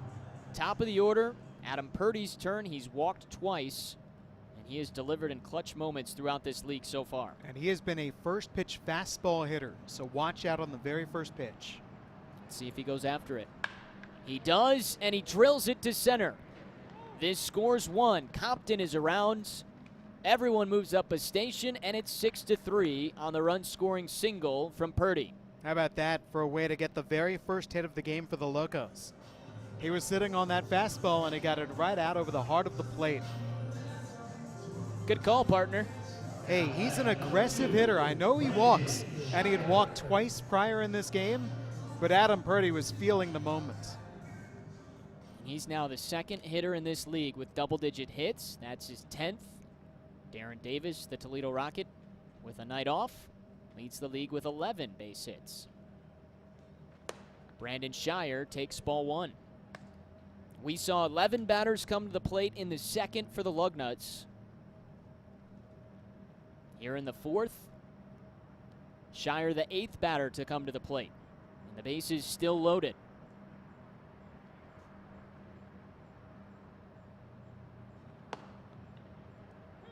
That's a strike. Late call, 1-1. Looked like it may have been a touch inside. Lankers at third, reached on the fielder's choice. Williams walked, he's at second.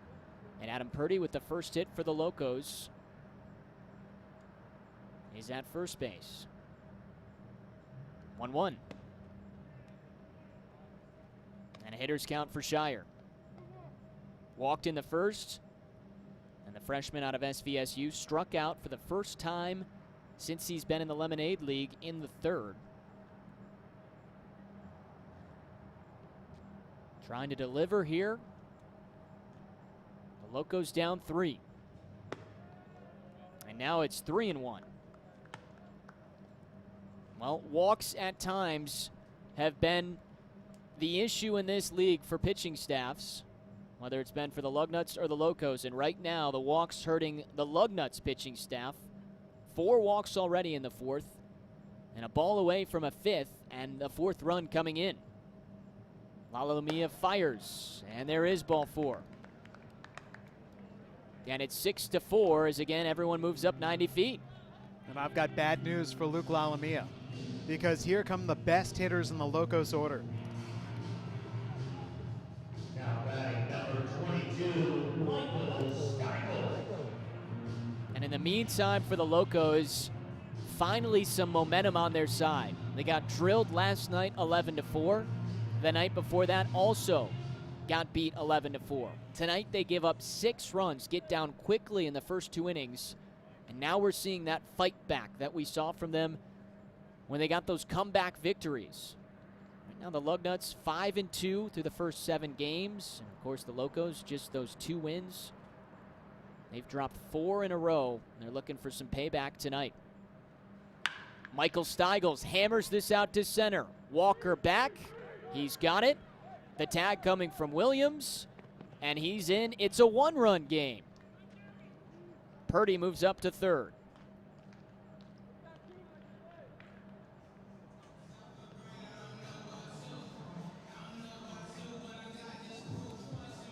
Well, you can't ask for much better contact right there from Brandon Shire, or excuse me, from Michael Steigels. He hammered that ball to center, but it was right at Walker. Can't allow that same kind of contact to Cade Preston, because if he does, it could leave. It did leave last night. The only Locos home run so far coming from the Chippewa that's in the box. I'm curious here if Brendan Shire tries to take off and steal second. That way you make it so a base hit by Preston, you score 2. And maybe you can entice Sotrez to make a bad throw. There he does go. Sotrez fakes the throw. And now they're at second and third. So I think this inning opens up because they trust the bat of Preston. And now with 2 balls and no strikes, to my mind, he is about to get a hittable fastball from Lalamia. He's got 6 hits, batting just under 275, 0 for 2 tonight. Both balls have flown up in the air. Maybe he won't get a pitch to hit at all. First base is open. And Hickey, although he's walked, has struggled with just 2 hits so far. I wouldn't give up on this at bat yet. We've seen batters swing away on 3-0.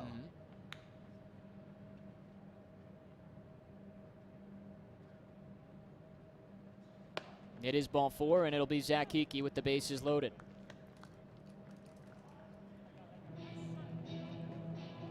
Well, just a disaster for the Lugnuts, pitching-wise.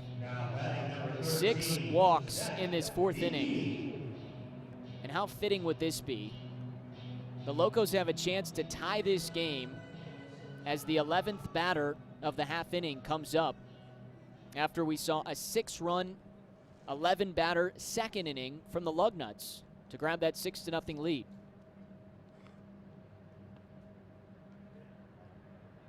Lalamia on Hickey. Pitch 1. There's a strike. And that 6-run top of the 2nd inning for the Lugnuts, they collected 4 base hits. They drew 3 walks. There was 1 batter hit by a pitch. In this bottom of the 4th inning, we've seen exactly 1 base hit for the Locos. Just 1. Yeah, it hasn't been a lot of hits for the Locos, but They're doing the little things like not swinging out of pitches out of the zone. That one comes way in on Hickey, 1-1. Adam, keep in mind, Zach Hickey has not hit safely in a game since the very second game in the Lemonade League schedule, all the way back on July the 29th. Now he's walked since then, but he has not hit, and he's been one of CMU's best hitters. He's a guy that likes to go the opposite way out to left field, but you're right, he has struggled making solid contact. But you got to throw him strikes, and that is what La Lumia has not been able to do since entering this game.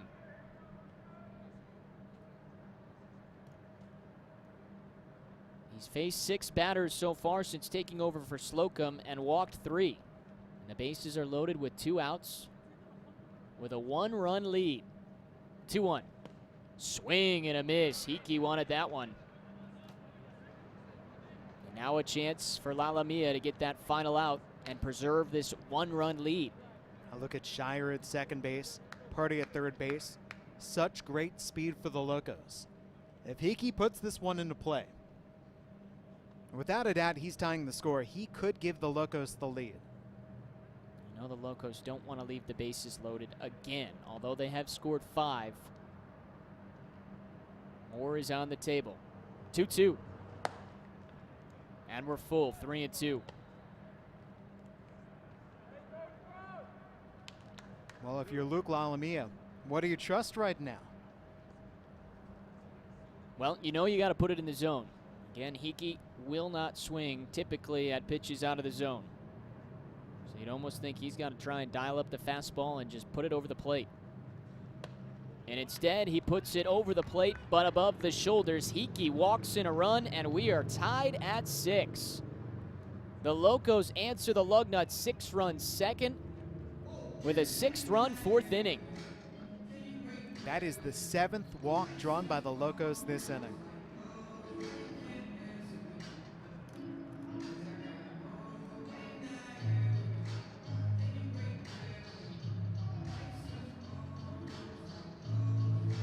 The visit is from Riley McCauley, the pitching coach out of Michigan State. Walk after walk after walk. The RBI single from Adam Purdy was swinging on the first pitch. Other than that, Hickey has walked twice in this inning.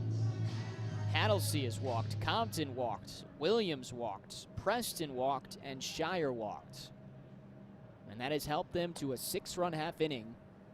We have a tie game in the 4th. Now it's Sean Hattlesey back up for the second time. He takes a strike. Well, this is more of the fight, though, and a lot more of what the Locos have been looking like, specifically in those 2 wins. Both come from behind victories. Can they take their first lead? Hattlesey's behind 0-2. Sean Hattlesey is saying, what were those 2 pitches? Luke LaLamia just threw 2 of his best pitches since coming into the game back-to-back. And it's the same thing Hattlesey got really in his first at-bat in this half inning. Got behind 1-2 before drawing the walk. So, can he potentially come back again and draw another walk or get just the second base hit of this game and inning for the Locos? The 0-2. Big breaking ball that stays up. You want wildness, you want drama, you come to the Lemonade League. I don't think you necessarily want wildness. I just mean in terms of like wild things you'll see in a baseball game. We've got it. Now, in literal terms, we've also got wildness specifically in this half inning. We've seen 7 walks. 2-2 on Sean Hattlesey. I mean, poor Luke LaLamia.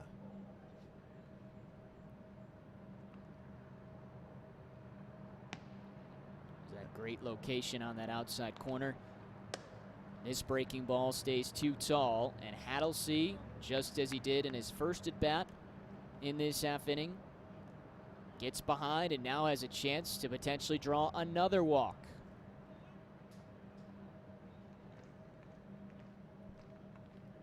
Payoff pitch coming from Luke LaLamia. The 3-2. And the Locos have their first lead on the 8th walk of this 4th inning.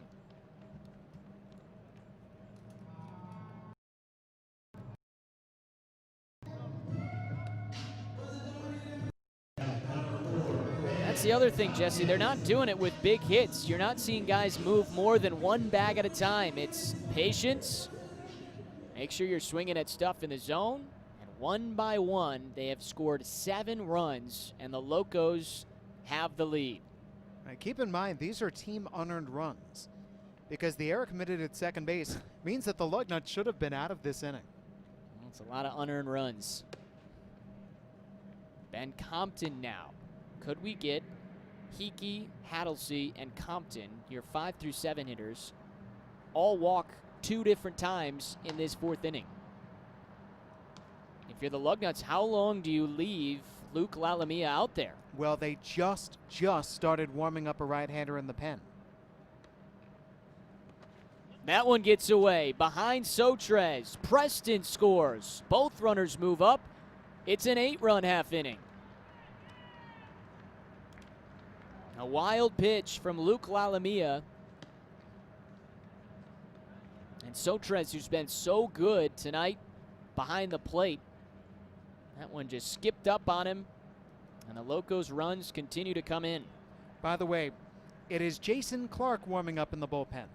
And I know via the Facebook chat that there's a lot of Jason Clark family members waiting for him to come in. All right, well, looking forward to seeing his opportunity tonight.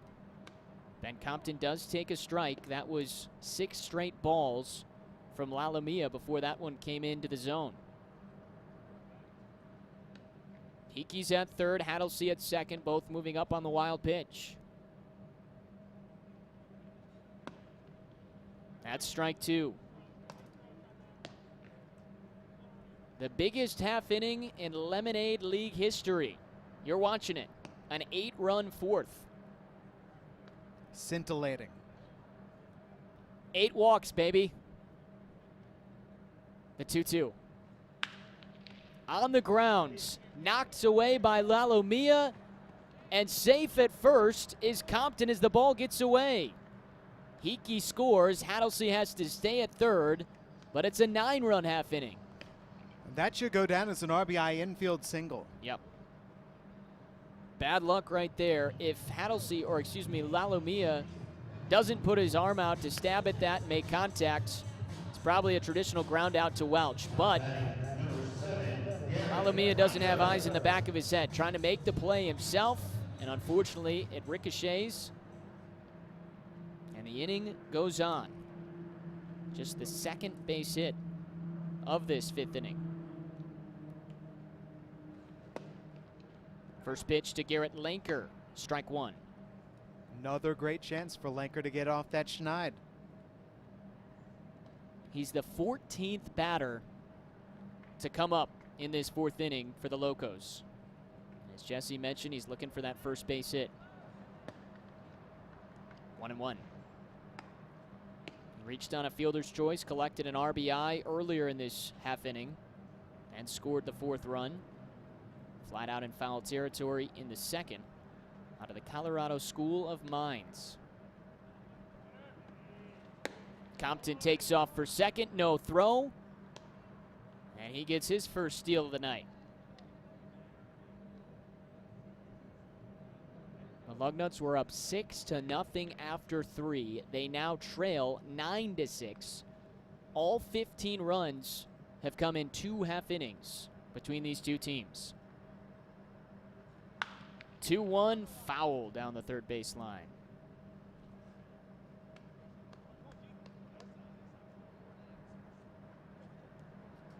Two hits, 8 walks, all in this 4th inning.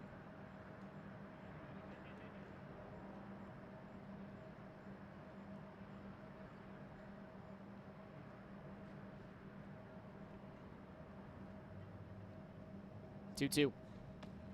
That's between the legs of Sotres. Another run will score as Hattlesey crosses home plate. Our first 10-run half inning. 10-6. I'm curious about this one, Adam. You'll have a look at the replay and see what you think. I think this might have been a pass ball on Sotres. We'll see if we can get another peek. We're going to get a 3-2 pitch to Garrett Lanker as we take a look. Yeah, you might be right. 3-2 is on the ground. Scooped up by Connolly at short and picked up by Morrow at first. We're finally out of the fourth. Our largest half inning in Lemonade League history. 10 runs after 8 walks and 2 hits and 14 batters. The Locos have turned this game on its head. 5th inning's next. Let's talk about the museum and through the years, 30 years.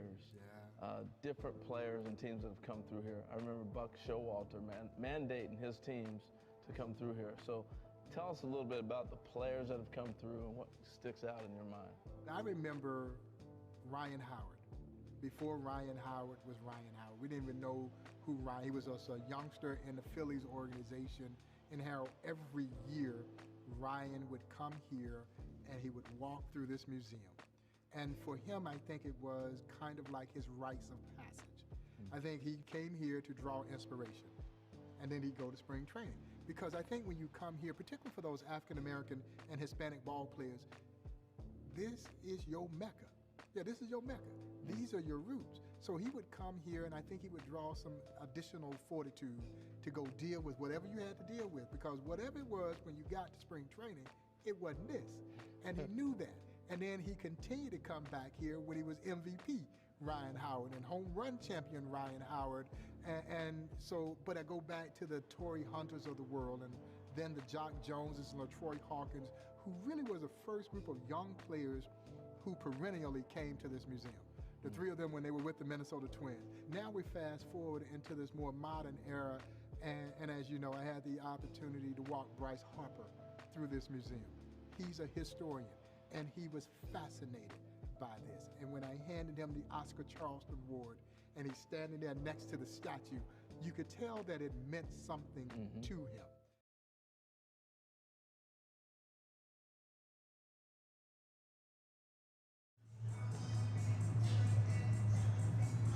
We move to the 5th inning.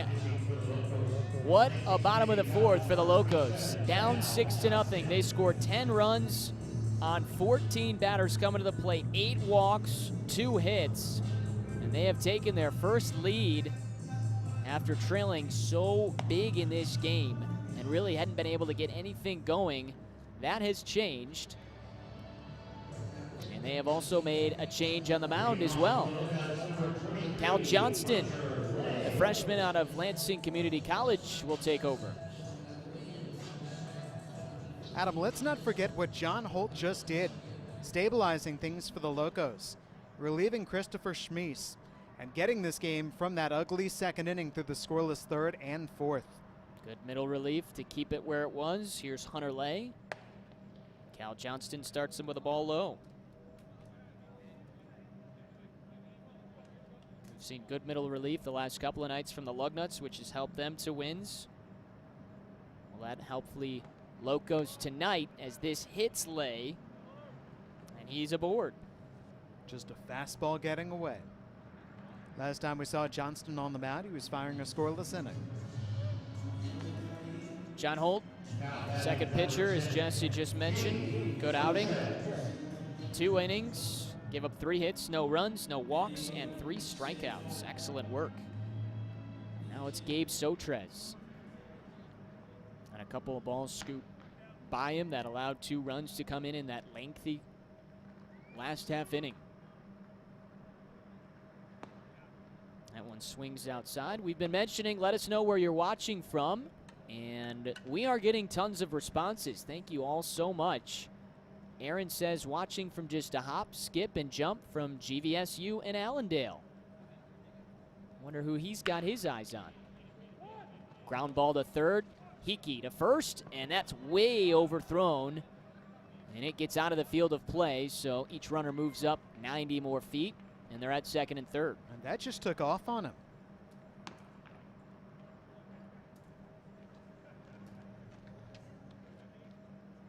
That'll be an E5 on Hickey. Almost looked like he took a step extra. Now batting number 2, Joey Paywan.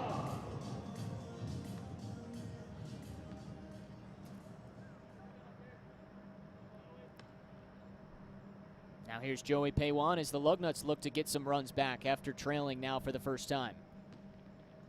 Johnston deals. Outside. Dina says, hello, Adam and Jesse. We appreciate the personal touch.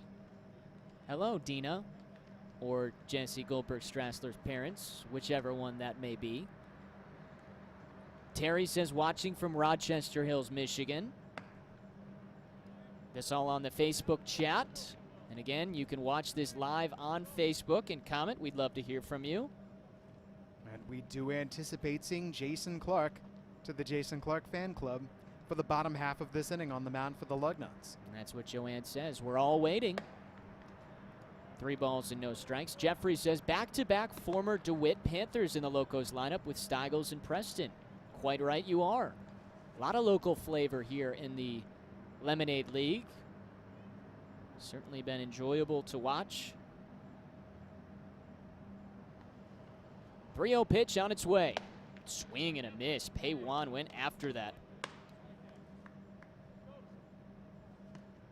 Meanwhile, you've got on the other side Mark Connolly also representing DeWitt. 2 for 3 RBI, runs scored and a stolen base. And on the hill, one of the DeWitt rivals, Grand Ledge, always a great baseball program, just as DeWitt has. Cal Johnston, rather. A Comet. Trying to get that first out of the inning. Instead, he's walked his first batter. And they're loaded up. So, after a 10-run 4th inning, the Lugnuts are trying to come back and answer that. They've got the bases loaded with nobody out, and the tying run in Van Acker, the Eaton Rapids Greyhound, coming to the plate. Now batting number 17, Van Acker. Hunter Lay was hit by a pitch. Sotrez reached on an error. Paywan just walked. And Van Acker tonight, 0 for 1. Did have the sac fly that scored the first run of the game back in the second. Johnston deals. Little wide. Van Acker, just 1 hit so far throughout the Lemonade League. 17 plate appearances. Can he deliver here? Pitch 2. Trying to check his swing. And I believe they say he went around. 1-1, and that was the home plate umpire, Thomas Burrell, that made the call. Didn't ask for a check from Mitch Treziak. Those two have been the 2 umpires all week long. Started on Wednesday. We'll go through Sunday. And we'll continue on next week. Breaking ball stays up. 20 games in the league. 2 more were added yesterday. We'll play through the 22nd of August. We were expected to play through the 20th. On the 20th, the 21st, 7 o'clock game, and then the 22nd to wrap the league up will be a 1 o'clock start on that Saturday. 2-1 pitch from Johnston into the dirt.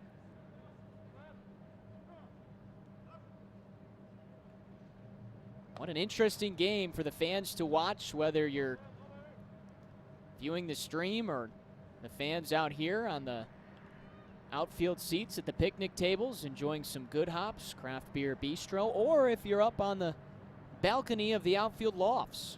Still many members out there enjoying a Friday night baseball game in Michigan State Capitol. Adam, I think this is a game, too, that keeps every single player on his toes. Swing and a miss. Looks like Acker chased ball 4, and it's a full count. All right, if you're taking part in this game, you've got to keep your focus sharp. Because right now, I don't know if 10 runs is going to be enough for the Locos. Certainly doesn't seem like it. This one has wild and chaotic written all over it from what we've seen so far through 4 innings. Big payoff pitch coming.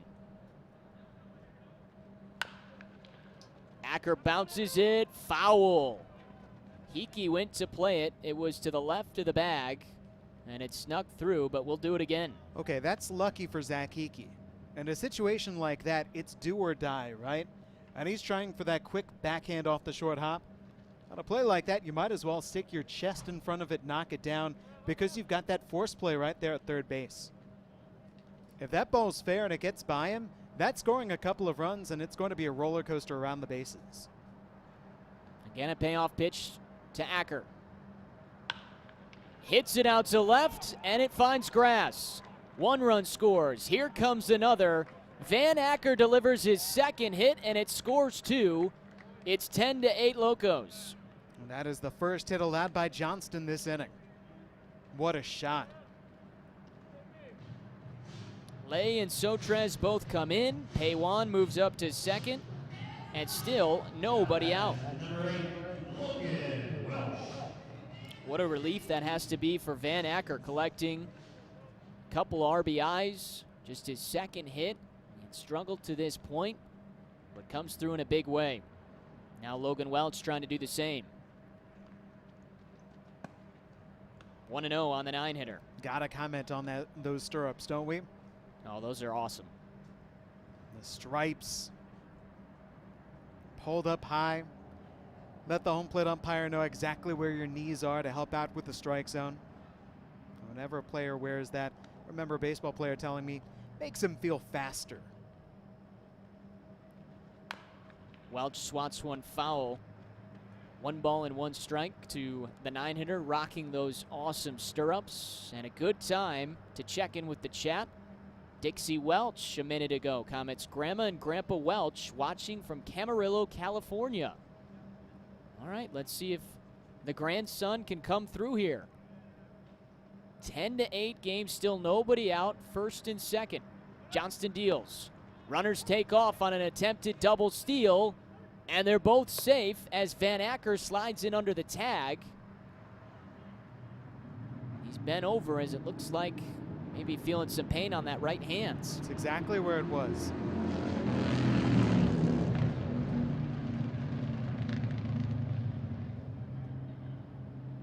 Now both guys in scoring position. Base hit could tie us back at 10.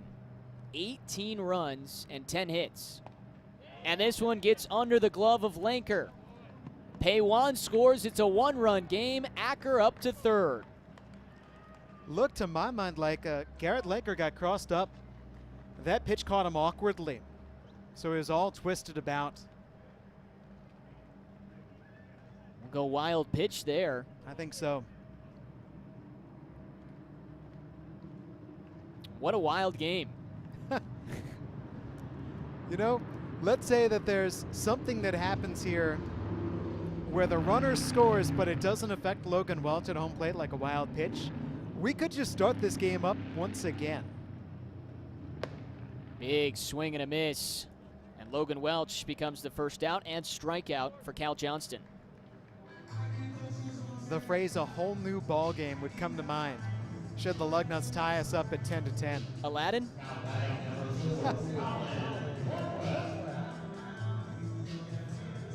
A whole new world. This just feels like, because of the chaoticness and the 19 runs that have been scored, make it 20 as Cornwell gets his third hit and third RBI. 10-10 in the 5th. He has such a good stroke to the opposite field, and he feasted on the first pitch he got from Johnston. Jesse, let me ask you a question. You ever heard of Wally Pipp? Yes, I have. Took a day off. Lou Gehrig took his spot. Never got his spot back. Well, Darren Davis, I hope his seat's not feeling a little warm down there. Darren Davis leads the league with 11 hits. Gets 1 night off to relax because he's played in all 7 games to this point. And all Colin Cornwell in the leadoff spot tonight for the Lugnuts is gone 3 for 4 with 3 singles, a stolen base, 3 driven in, and a run scored. And we, yes, are tied 10-10 in the 5th. Here's Mark Connolly, another freshman. I wonder here, will Colin Cornwell take off, try to steal second? Just like we saw a moment ago, the double steal pulled off by Paywan and Acker. This game is so Lemon League-esque, Lemonade League-esque. It's got to be the night we get the home run derby swing off. There goes Cornwell. He's into second with the swipe. It just stood to reason. Doesn't it just feel like this has got to be the first night for it? Tell you what, though, it's not going to get through the 7th inning at 10-10. No. So if we're tied after 7 innings, it might be 15-15. Maybe 20-20. Would you believe we've had 20 runs and only had runs scored in 3 half innings? That just doesn't sound right.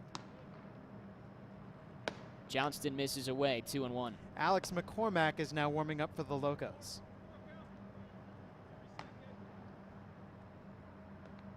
Mark Connolly trying to follow in the footsteps of Colin Cornwell with a 3-hit game. This is a game that's seen 16 walks combined between these two teams. Cornwell takes off for third. Hickey puts the tag down, and Cornwell is plucked out. 2 down. That's big, really big. And now Cal Johnston can take a deep breath.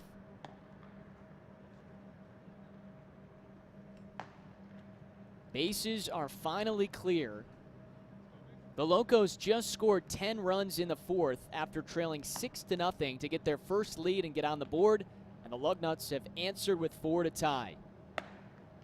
Ball 4, another walk, and Connolly reaches for a 3rd time.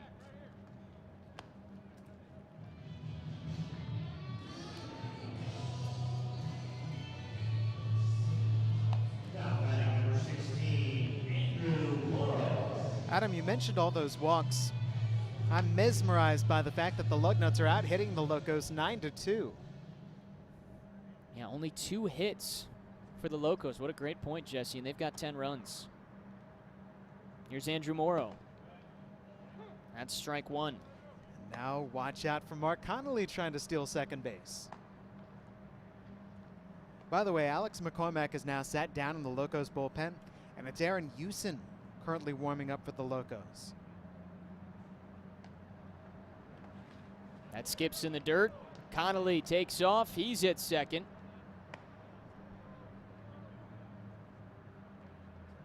Moves over on the wild pitch, and it's a ball and a strike to Morrow tonight. Andrew Morrow has not really been a factor in this game. I was just thinking the same thing. He's been quiet, even though he's reached twice. Tells you how good the rest of the lineup has been. Pitch 3 is lifted out to right. Hadlesey going back, and he makes the catch, and we are through 4.5, but the Lugnuts grab 4 runs to retie this game at 10, thanks to a couple of big hits and a couple of walks. Bottom of the 5th coming up next. Sparrow Medical Minute, the latest health news and information from Sparrow, Mid-Michigan's healthcare leader. I'm Cheryl Fritz here with Hillary Turansky, physician assistant with Sparrow Occupational Health. Employers are concerned about how to keep their employees healthy and make them feel safe as they return to work. How does Sparrow Occupational Health help? So Sparrow's goal is to be a partner in health with the local employers. We've developed a program to help make sure that they can return back to work safely. This includes an online screening tool as well as the availability for Sparrow staff to come on site and help with screening. Occupational Health also offers COVID screening. This includes the nasal PCR swab as well as the antibody testing. We can evaluate employees that are ill and give guidance on when they can return back to work safely.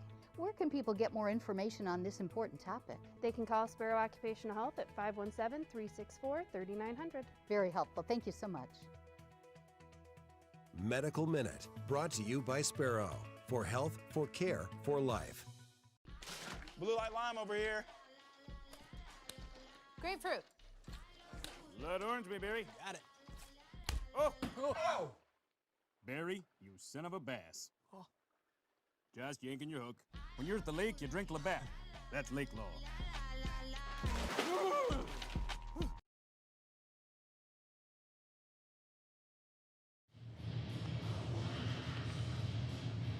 We come back for the bottom of the 5th. It has been absolutely crazy tonight in the 8th game of the Lemonade League. Jesse Goldberg-Strassler, Adam Jackson with you.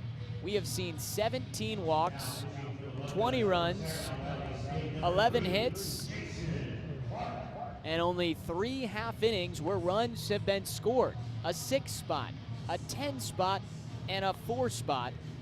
We've had the most runs scored in a half inning with the 10 runs in the 4th in the Lemonade League. And no one has the lead as we begin the bottom of the 5th, tied at 10. And we've got a new pitcher on the hill. Jesse, Jason Clark. Saginaw Valley State University out of Bay City Western. The 6-foot, 185-pound junior. Been a while since we've seen Clark on the mound. Fired 2/3 of an inning. Struck out both batters for the outs recorded. Here he is back in the Lemonade League. All right, he'll face 9-1-2, beginning with Matthew Williams. The first pitch is down low, ball 1. And for Clark, it was just a matter of getting back his coronavirus test says negative, and finally got that negative result in. 2 balls and no strikes. How can he follow up Luke Lalamia, who faced 14 batters in that 4th inning?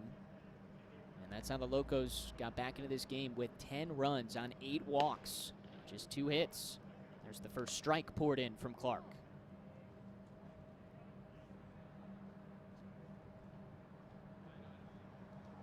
Clark on a Bay City Western, as Jesse mentioned. 2-1. That's a called strike. And working in the 90s with that fastball.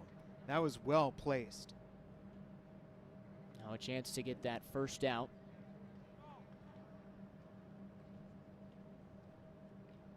Matthew Williams tonight 0 for 1, walked and scored a run in that lengthy 4th inning.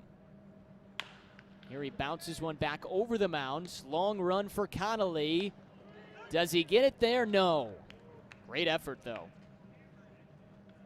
Infield single for Williams. Back to the top of the card, and Adam Purdy. He's reached all 3 times tonight with a base hit and an RBI. Run scored, 2 walks, and a steal. Just another night at the office for Purdy. The Bay City Western Warriors, the high school that Jason Clark went to, they won their first state championship back in 2013. A loaded team that Clark was a part of. It was the program's first title. That's down low, ball 1. Jesse, they played 44 games. Would you like to guess their record back in 2013? Were they 40-4? 42-2. Ah, I shorted them. Pretty close. Should have believed in them a little bit more. A high school team at the D1 level going 42-2. That's a foul ball. It's got to be a lot of fun. All the confidence that you take with you when you take the field each day. Let me ask you another question, Jesse. 42 wins out of your 44 games. What do you think was the longest win streak in that 2013 season? Let's say 29. Close. You shorted them again. 35 straight wins. Close play at first. So they go 42-2. They win their program's first state title. And after they lost that first game, they won 42 of their final 43 and rattled off 35 straight. Ridiculous. It's one of those seasons where 5 years, 10 years down the road, get everybody back together. Absolutely. Now that's a season and a team you will never forget. Snapshot that. And the entire area just gets so proud. Another check at first. Williams got to be careful over there. Some good pickoff attempts from Jason Clark. And the batter could say something about that. We saw Adam Purdy picked off first base back in the 3rd inning. 2-1. Off the end of the bat. Acker goes to second for 1. No throw to first. Lead runner is out. Purdy has reached for a 4th time.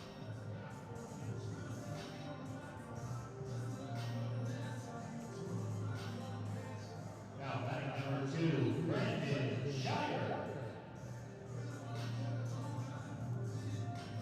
Well, just as Jason Clark had a impressive high school career, he has had a wild adventure throughout the collegiate level, and really it's been some time before he could get back out here in the Lemonade League. Glad to see him back. So he grew up at Bay City Western and then ended up going to SVSU. Played baseball, was on the team. Wasn't for him, so he transferred to LCC. And then he had some problems with his arm. Just couldn't figure it out. Couldn't throw the baseball correctly how he wanted. First pitch to Shire. And his Saginaw Valley State teammate takes it outside. So then after Saginaw Valley State doesn't work out, and LCC doesn't work out, he transfers back to Saginaw Valley State because it's closer to home, but with no intention to play baseball. 1-0 pitch. That's flied foul, 1-1. Of course, Saginaw Valley State, by the time he had come back, had gotten a new head coach. Steve Jackson, beginning now his second year, asked him if he wanted to play. Clark said, no, I'm not interested.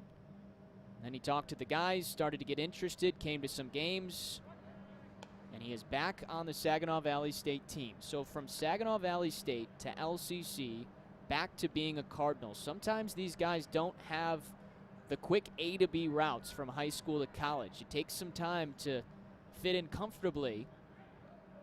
And Clark is finally back, fitting in at Saginaw Valley State and doing well. Well, it is all about that word fit. For a player trying to find that right atmosphere, the right team, the right coaches to work with. There's so much that goes into developing as a baseball player. He's got a great move over to first. Nearly gets Purdy, keeping him close to the bag. This is exactly what the Lugnuts were hoping for. Andrew Morrow keeping that tag, keeping the baseball, checking in with Purdy. And Purdy laughing about it. 2-1. That's rocketed back, and it's 2-2 on Brandon Shire. But how about that? I mean, doesn't work out at a couple of spots, comes back, notified the team and coach. This April is when he decided to come back and started a few games this spring for the Cardinals before the season eventually was canceled. Down low, getting away from Sotres. Now Purdy scampers up to second. That one might be a pass ball. See if we can get another look at it. Either way, you've got a speedster and Purdy at second. Locos trying to reclaim the lead after scoring 10 in the fourth.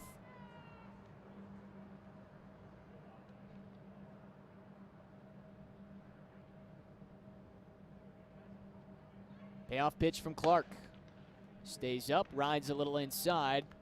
First and second with one out. 3-walk game. Brandon Shire, his second 3-walk game in the Lemonade League. Now batting number 22, Michael Skyler. Adam, to what you said about Jason Clark making some starts this year for Saginaw Valley State, 4 starts for SVSU. Out of all the Lemonade League pitchers, he led them in terms of 2020 college starts. Buzzes Michael Steigels back with a fastball up. I mean, it's him and Jordan Patty for Central Michigan. And we read you Patty's numbers. ERA was under .75. He'd already wrapped up a MAC Pitcher of the Week award. Led the MAC in ERA and strikeouts before the season got canceled. Fastball nips the corner, 1-1. I mean, we see all these guys now and where they're playing collegiately, and that could all change in a year or 2 years. Some guys playing JUCO, some D1, D2, D3. There's a lot of movement once guys go to college. That one hits the back of Steigels, and the bases are now loaded. Second time in this game that a pitcher's tried to throw a breaking ball to the inside corner, and it's gotten away and plunked Steigels.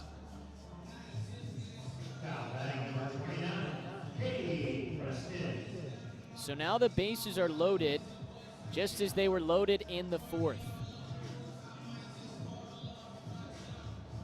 This game continues to surprise us. What could be next? Cade Preston steps in with the bases loaded, has the only home run for the Locos through the first 7 and change games of the Lemonade League. There was a home run type swing. On a challenge fastball up in the zone. We have not had our first grand slam of the Lemonade League. A couple of 2-run shots and a solo home run. Can the DeWitt Panther come through? 1 ball, 1 strike.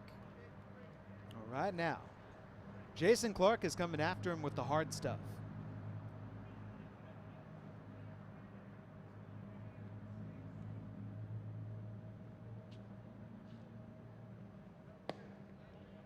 That one just off the plate. A little bit low, 2-1. Purdy is at third, reached on a fielder's choice. Shire at second after the walk. Steigels at first after getting hit in the back. Still only 1 out. Double play would end the half inning. That's strike 2. And we've talked about the numbers and statistical differences between these two teams. 1 steals, the other double plays. Just 2 double plays for the Locos defense. 11, including 1 earlier tonight, for the Lugnuts defense. Can they get another? 2-2. It's hit down the line, foul. He was well jammed. And that big difference of the Locos until their 10-run bottom of the 4th inning, unable to take advantage of their opportunities.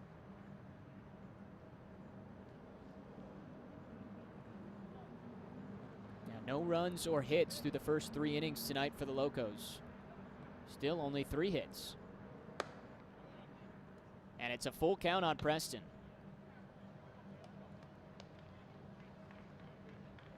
And we've still got 2 more innings to go after this one completes. Bases loaded, 1 out. And the payoff pitch coming to Cade Preston. 0 for 2 tonight with a walk and a run scored. Clark throws. Swing and a miss. He goes fastball right by Preston. 2 down. That's big time. And he went back and checked with the home plate umpire Burrell. Was it a strike? Yeah, it was a strike. And right by him. Preston's first strikeout. So again, it'll be Zach Hickey to come up. He walked twice in that lengthy 4th inning. The second time around, it brought in a run. Adam, you have mentioned the Hickey opposite field stroke. And that is what I think he's got to be thinking about right now.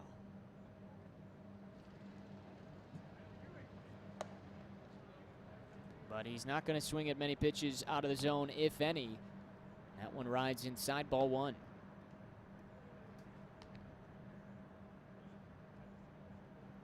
Hickey with 8 walks through his games in the Lemonade League. Tonight, game 7 for him. 2-0.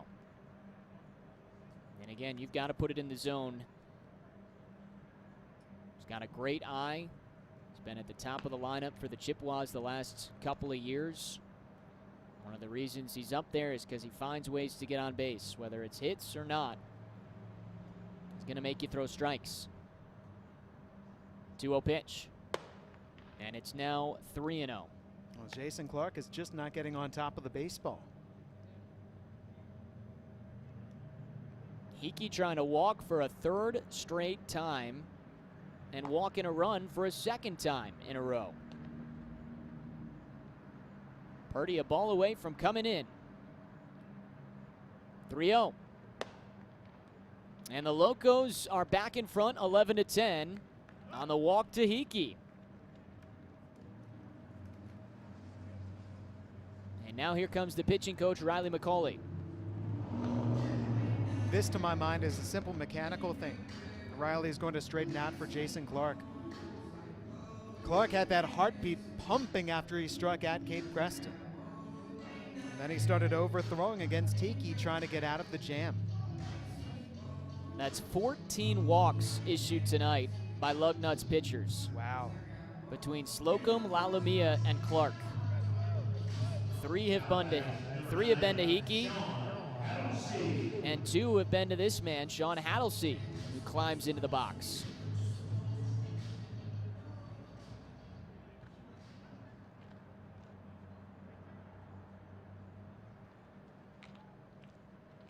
(11 to 10 Locos. Back and forth we go.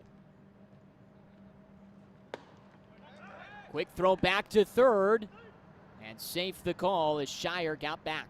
Designed play by the Lugnuts. That pitch looked better, but still missed. 1-0 to Hattlesey, who's 0 for 1, flied out in the first, and then those 2 walks, as mentioned, came around to score both times.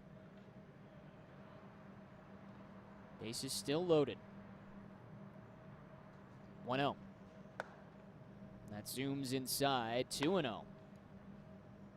The command issues continue for Clark and these Lugnuts pitchers. 11 runs tonight for the Locos and just 3 hits. Remarkable. 3-0. And only the 1 error from the Lugnuts. So it has just all been walks. Do have a couple of HBPs. Michael Steigel's been decked twice. But again, on 3-0, Hattlesey a pitch away from walking in another run. Clark fires. And that misses. So in comes Shire to make it 12 to 10. And the Locos go station to station again.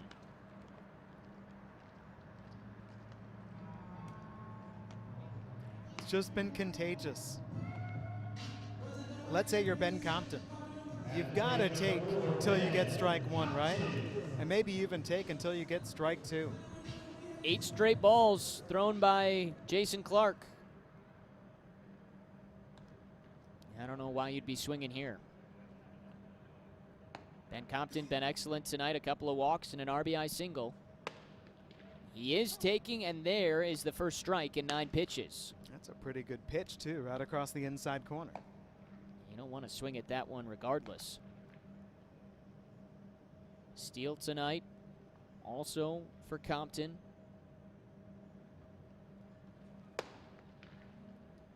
One and one.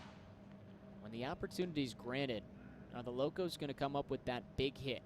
Because everything tonight has been move up 1 back, move up 1 back. Now they still produce 10 runs in the 4th and 2 here in the 5th, but can they get that big swing? 2 and 1. And they've got to have the opportunity. Strikes have got to be thrown for them to swing. And so far, that really hasn't been the case.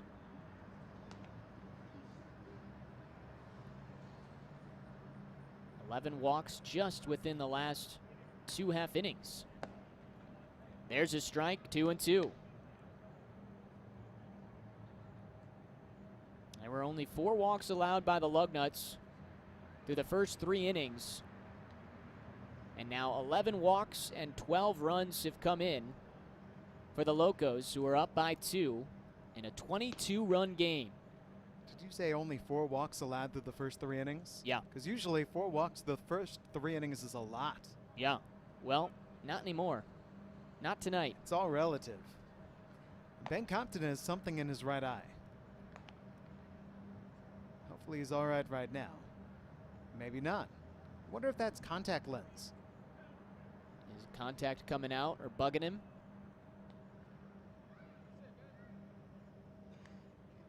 Speaking as somebody who wears contact lenses, it is the worst thing in the world if something goes wrong. That itch in your eye, it's just irritable. 2-2. Cracked out to left center, and it's down for a base hit from Compton. Steigels comes in. Hiki right behind him. There's the swing delivered by Compton. And it's 14-10 Locos. I mean, to put that kind of swing on the baseball with problems with your right eye. How about a 3 RBI night for Ben Compton? He was right on that Jason Clark fastball.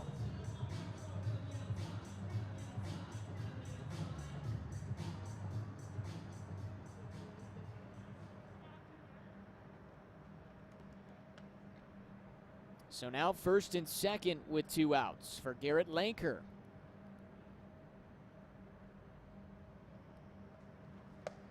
Swings and misses. 4 runs in the top of this 5th inning from the Lugnuts, answered with 4 runs in the bottom half. And the Locos are back in front. Football on the horizon. It's 14-10. It is August. This is lifted out to left, and that falls. Here comes Hattlesea. The throw is cut off, and it's 15-10. Run-scoring single from Lanker, his first base hit in the Lemonade League.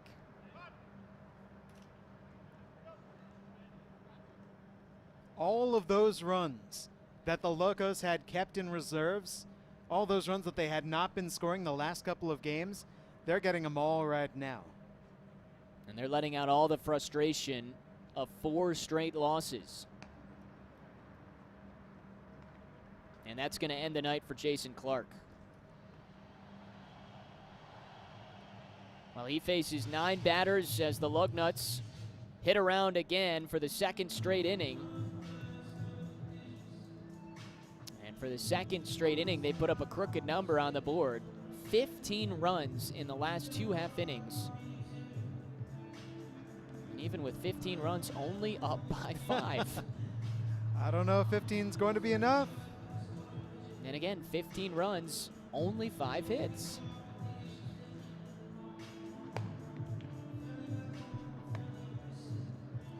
Taking over for the Lugnuts on the hill, this is Jake Rydquist out of Grand Valley State, whom we have seen playing third base and first base in the Lemonade League. Well, that sounds about right. One of those nights where a position player would probably be pitching in a minor league or major league game if it was something like what we've seen tonight.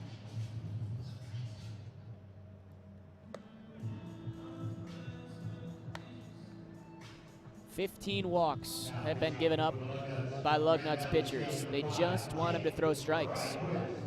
Ben Compton, the runner, surrounded by the infielders for the Lugnuts. You see Logan Welch to the right, Van Acker, Mark Connolly on the left. Looks like Van's found a nice spot for his mitt. Mark Connolly showing off with the mechanics. How about the flow there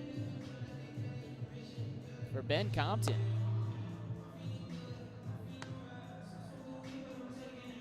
These guys have to be saying the same thing. This game has been absolutely bonkers.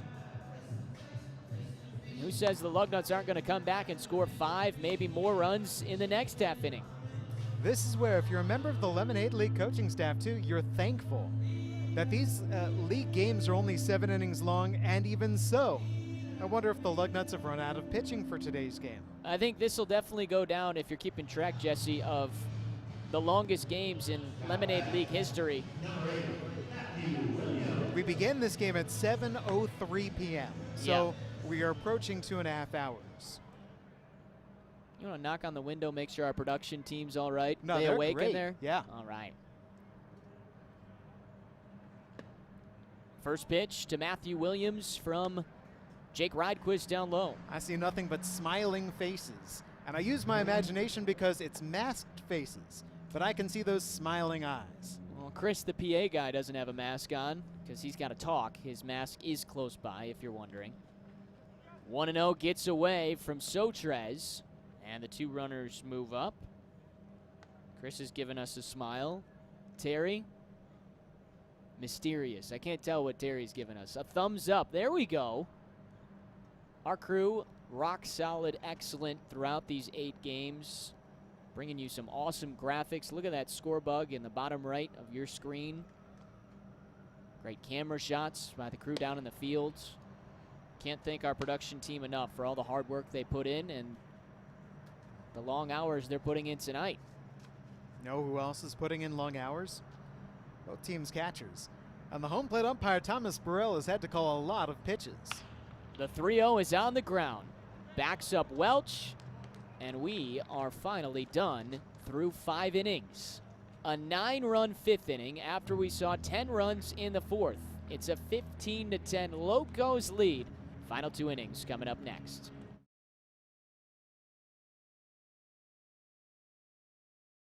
Come play in Greater Lansing. You'll love our perfect mix of old and new, big city buzz and small town charm. And visiting is easy because it feels like home. Catch Spartan spirit, share an intimate meal, roar with the crowd, or relax in the links. Reconnect with family and make memories that will last a lifetime. Give yourself a weekend and come play in Greater Lansing. Listen, you can hear it. Different voices, a whole new spirit.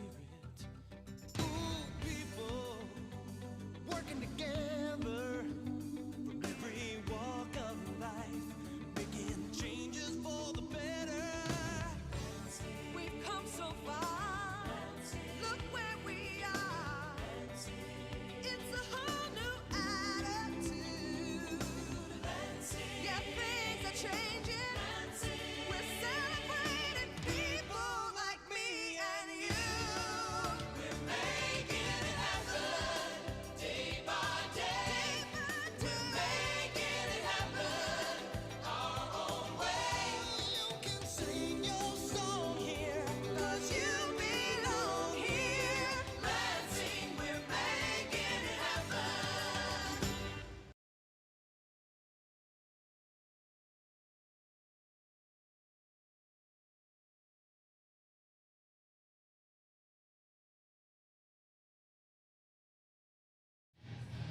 So here we go to the top of the 6th inning. Aaron Houston has taken over on the bump for the Locos, now protecting a 5-run lead. As we go through the twists and turns of this game, Nick Mantis is covering this game for WLNS TV6, the local CBS TV affiliate. He said, forget the Lemonade League. This game is bananas. Yeah. It's 15-10. When life gives you lemons, make bananas for game 8. Lugnut scored 6 in the top of the 2nd. Locos answered with 10 in the 4th. Houston's first pitch, ball 1 up to Zaid Walker. Lugnuts tied up the game with 4 runs in the top of the 5th, only to see the Locos answer with 5 in the bottom half of the 5th. Houston's pitch.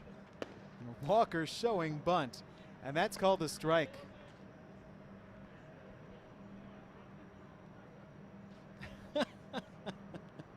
It's the top of the 6th inning. However, we've been overruled. They're appealing to a higher authority to make this top of the 6th inning the top of the 7th inning because, you know, inflation. Is that really happening? It's the top of the 6th inning up here on the scoreboard. Zaid Walker rips a base hit to the left side. Listen, anything goes in the Lemonade League. I don't question what happens. I just go along with it.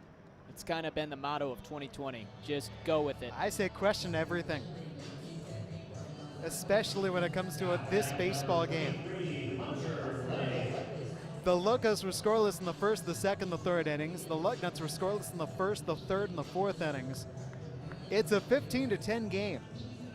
The Locos have 15 runs on 5 hits. That was just the 10th hit of the game collected by the Lugnuts. And for Zaid Walker, it's a 2-hit game. Here's Hunter Lay. 0 for 1 with a walk, a hit by pitch, and 2 runs scored. Swing and a miss on the Houston fastball. Houston replaces Cal Johnston. Johnston pitched the 5th inning. He allowed 2 hits, and he gave up 4 runs. Walker back in at first base. Gotta get up and stretch my legs. It's been a minute. That's right. By the way, of those 4 runs, 3 of them were earned runs. 1 walk. Actually, make that 2 walks for Cal Johnston, and he struck out 1. There goes Walker. The pitch called a strike. Zaid Walker steals second. Ball and 2 strikes on Hunter Lay. Normally a steal would be a bigger deal, but you said that so nonchalantly because we've seen so many fireworks in this game. It's 15-10. You got to show me something better than that. That ricochets off the catcher Lanker and off the home plate umpire Burrell. Walker takes third base. Wild pitch. And here come the Lugnuts. Here they come. Walker 90 feet away from scoring an 11th run. There's nobody out. And Adam Jacks is stretching his legs to my left. Because you know, like when you're in an airplane for a long time, think back to those days when you traveled via airplane. You needed to stretch your legs after a little while, didn't you? Yeah, back in 2019. Chopper fouled off. Are you an aisle guy or a window guy on an I'm airplane? A window guy. Yeah. And the reason is anytime there's turbulence, it settles me down enormously to look out the window and realize everything's perfectly fine. Turbulence, you're barely going anywhere. Strike 3 called inside corner. Houston sets down Lay. Also, I'm relatively short, Adam, so I don't really need the aisle to stretch out my legs. You is a guy who's considerably taller. Listen, this may be a little morbid to say, but if we're going down, I got to see it. I got to be looking out the window. So, yeah. I don't want the aisle. Window guy. Yeah. Gabe Sotres is the batter, 0 for 2 in the game. That's inside, and a great job by Garrett Lanker sliding left. No, I love the beautiful views. I love here at Cooley Law School Stadium, Jesse. We get the Lansing Airport that's right around the corner, so we'll see the planes take off and fly above the lights and the game that's going on. Sotres chased, came up empty.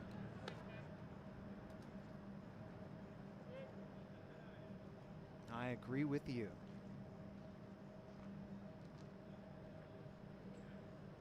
Beautiful night, Cooley Law School Stadium in downtown Lansing. Houston missing inside.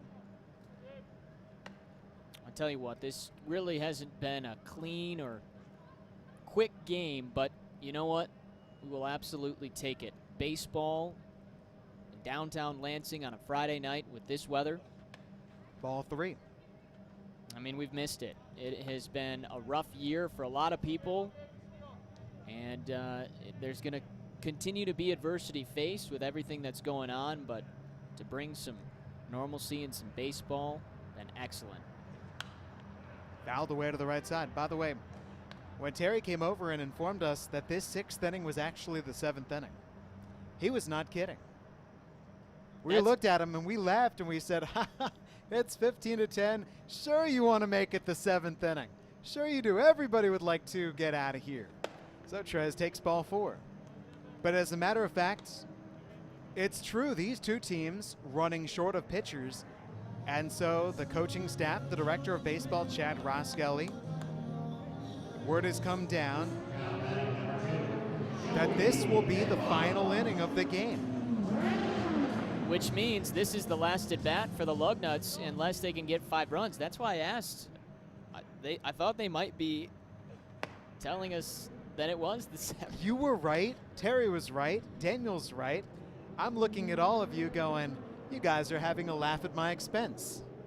Well, because Jesse, what, you've called Lansing Lugnuts games for, this would have been your 12th year?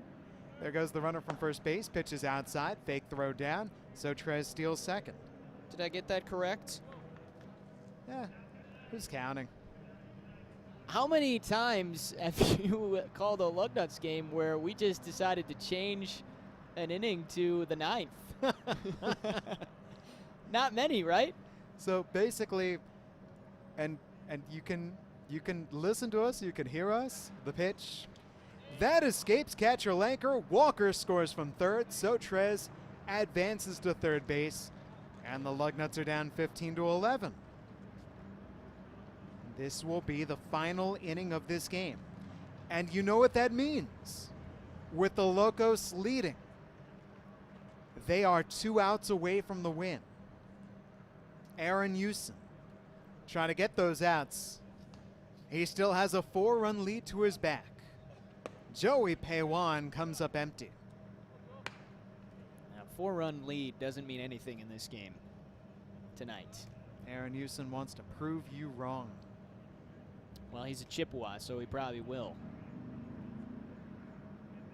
The 2-2. Inside.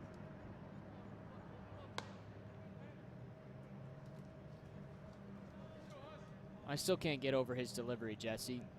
We've watched him multiple times here in the Lemonade League, but see where he releases and how that ball flies in.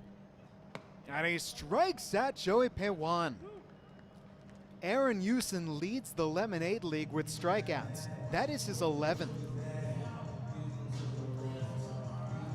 And if we understand our folks in the control room right, the Locos are 1 out away from a win. What a wild turn of events. Van Acker swings and misses. Strike 1.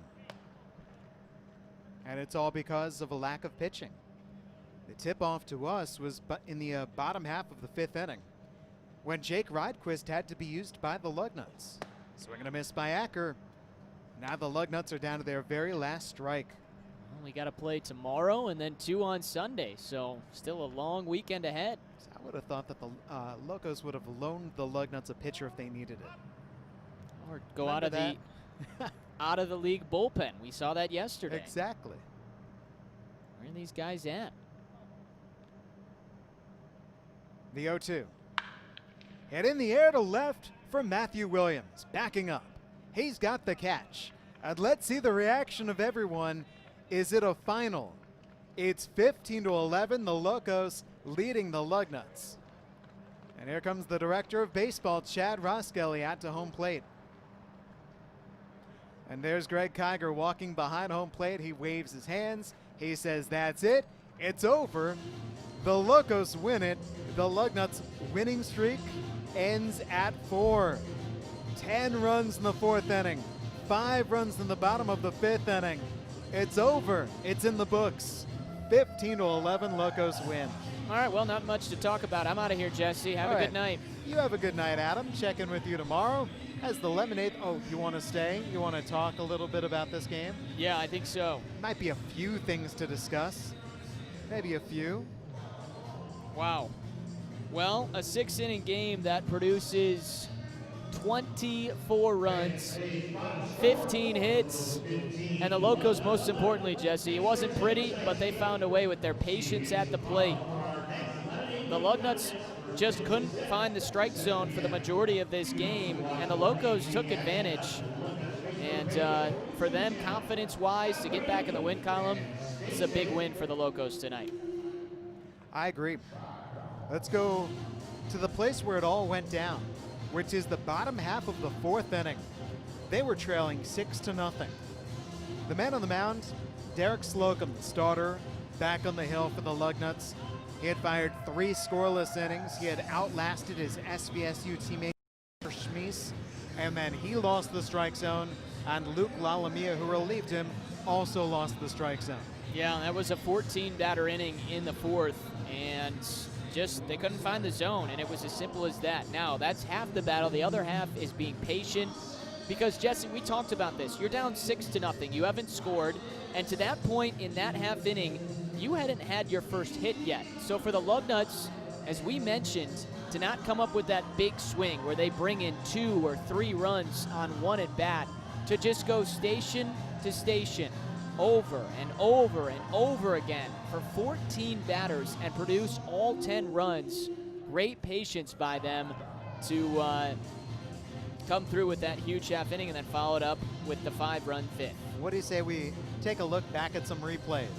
Let's go all the way back to when the sun was shining and double plays were being turned by the Locos defense. This one here, coaxed by Christopher Schmies off the bat of Mark Connolly. But then things started to go wrong. In the top of the 2nd inning, the Lugnuts got their offense going against Schmies.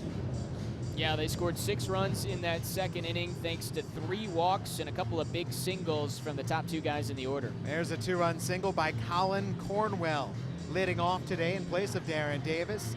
He got things going on. A 3-hit game for Cornwell. He knocked in 3 runs, and more good things were afoot for the Lugnuts. Here Joey Paywan comes in, and right on his heels, Logan Welch. Those were the 3rd and the 4th runs scored in that 6-run top half of the second inning. Now the Locos on the other side, as mentioned, Derek Slocum was on the mound. Things were looking good. On this play, Matthew Williams a little lofted to shallow center field, and Ben Compton was doubled off first base. Compton thinking maybe that ball would fall, but Zaid Walker made the catch, and then the quick throw back in. Yeah, it was a really good play by Walker, and then Compton gets caught off guard. Really the only bad thing he did tonight with how well he was offensively. Adam Purdy, you figured he'd be the catalyst for the Locos. No, in the bottom of the 3rd inning, a walk picked off first base by Slocum. And it felt like it was going to be that kind of day for the Locos. On the other side, Andrew Morrow and the Lugnuts trying to get things going. Hey, this pop-up falls. Morrow beats out a freak single, and suddenly there are runners at 1st and 3rd for the Lugnuts. Here they come, but they don't score. And back come the Locos. That is the first hit. It's applied here. Ben Compton, an RBI single, as a matter of fact. That comes in the bottom half of the 4th inning. That's that 10-run bottom of the 4th inning. And onward they go. They added 5 runs in the bottom of the 5th inning after the Lugnuts tied up the score in the top half. And they went on to the 15-11 win. Oh, they're not going to show us all the walks? How did they get those runs? We want to see the walks. So in the bottom of the 4th inning, Derek Slocum walked 3.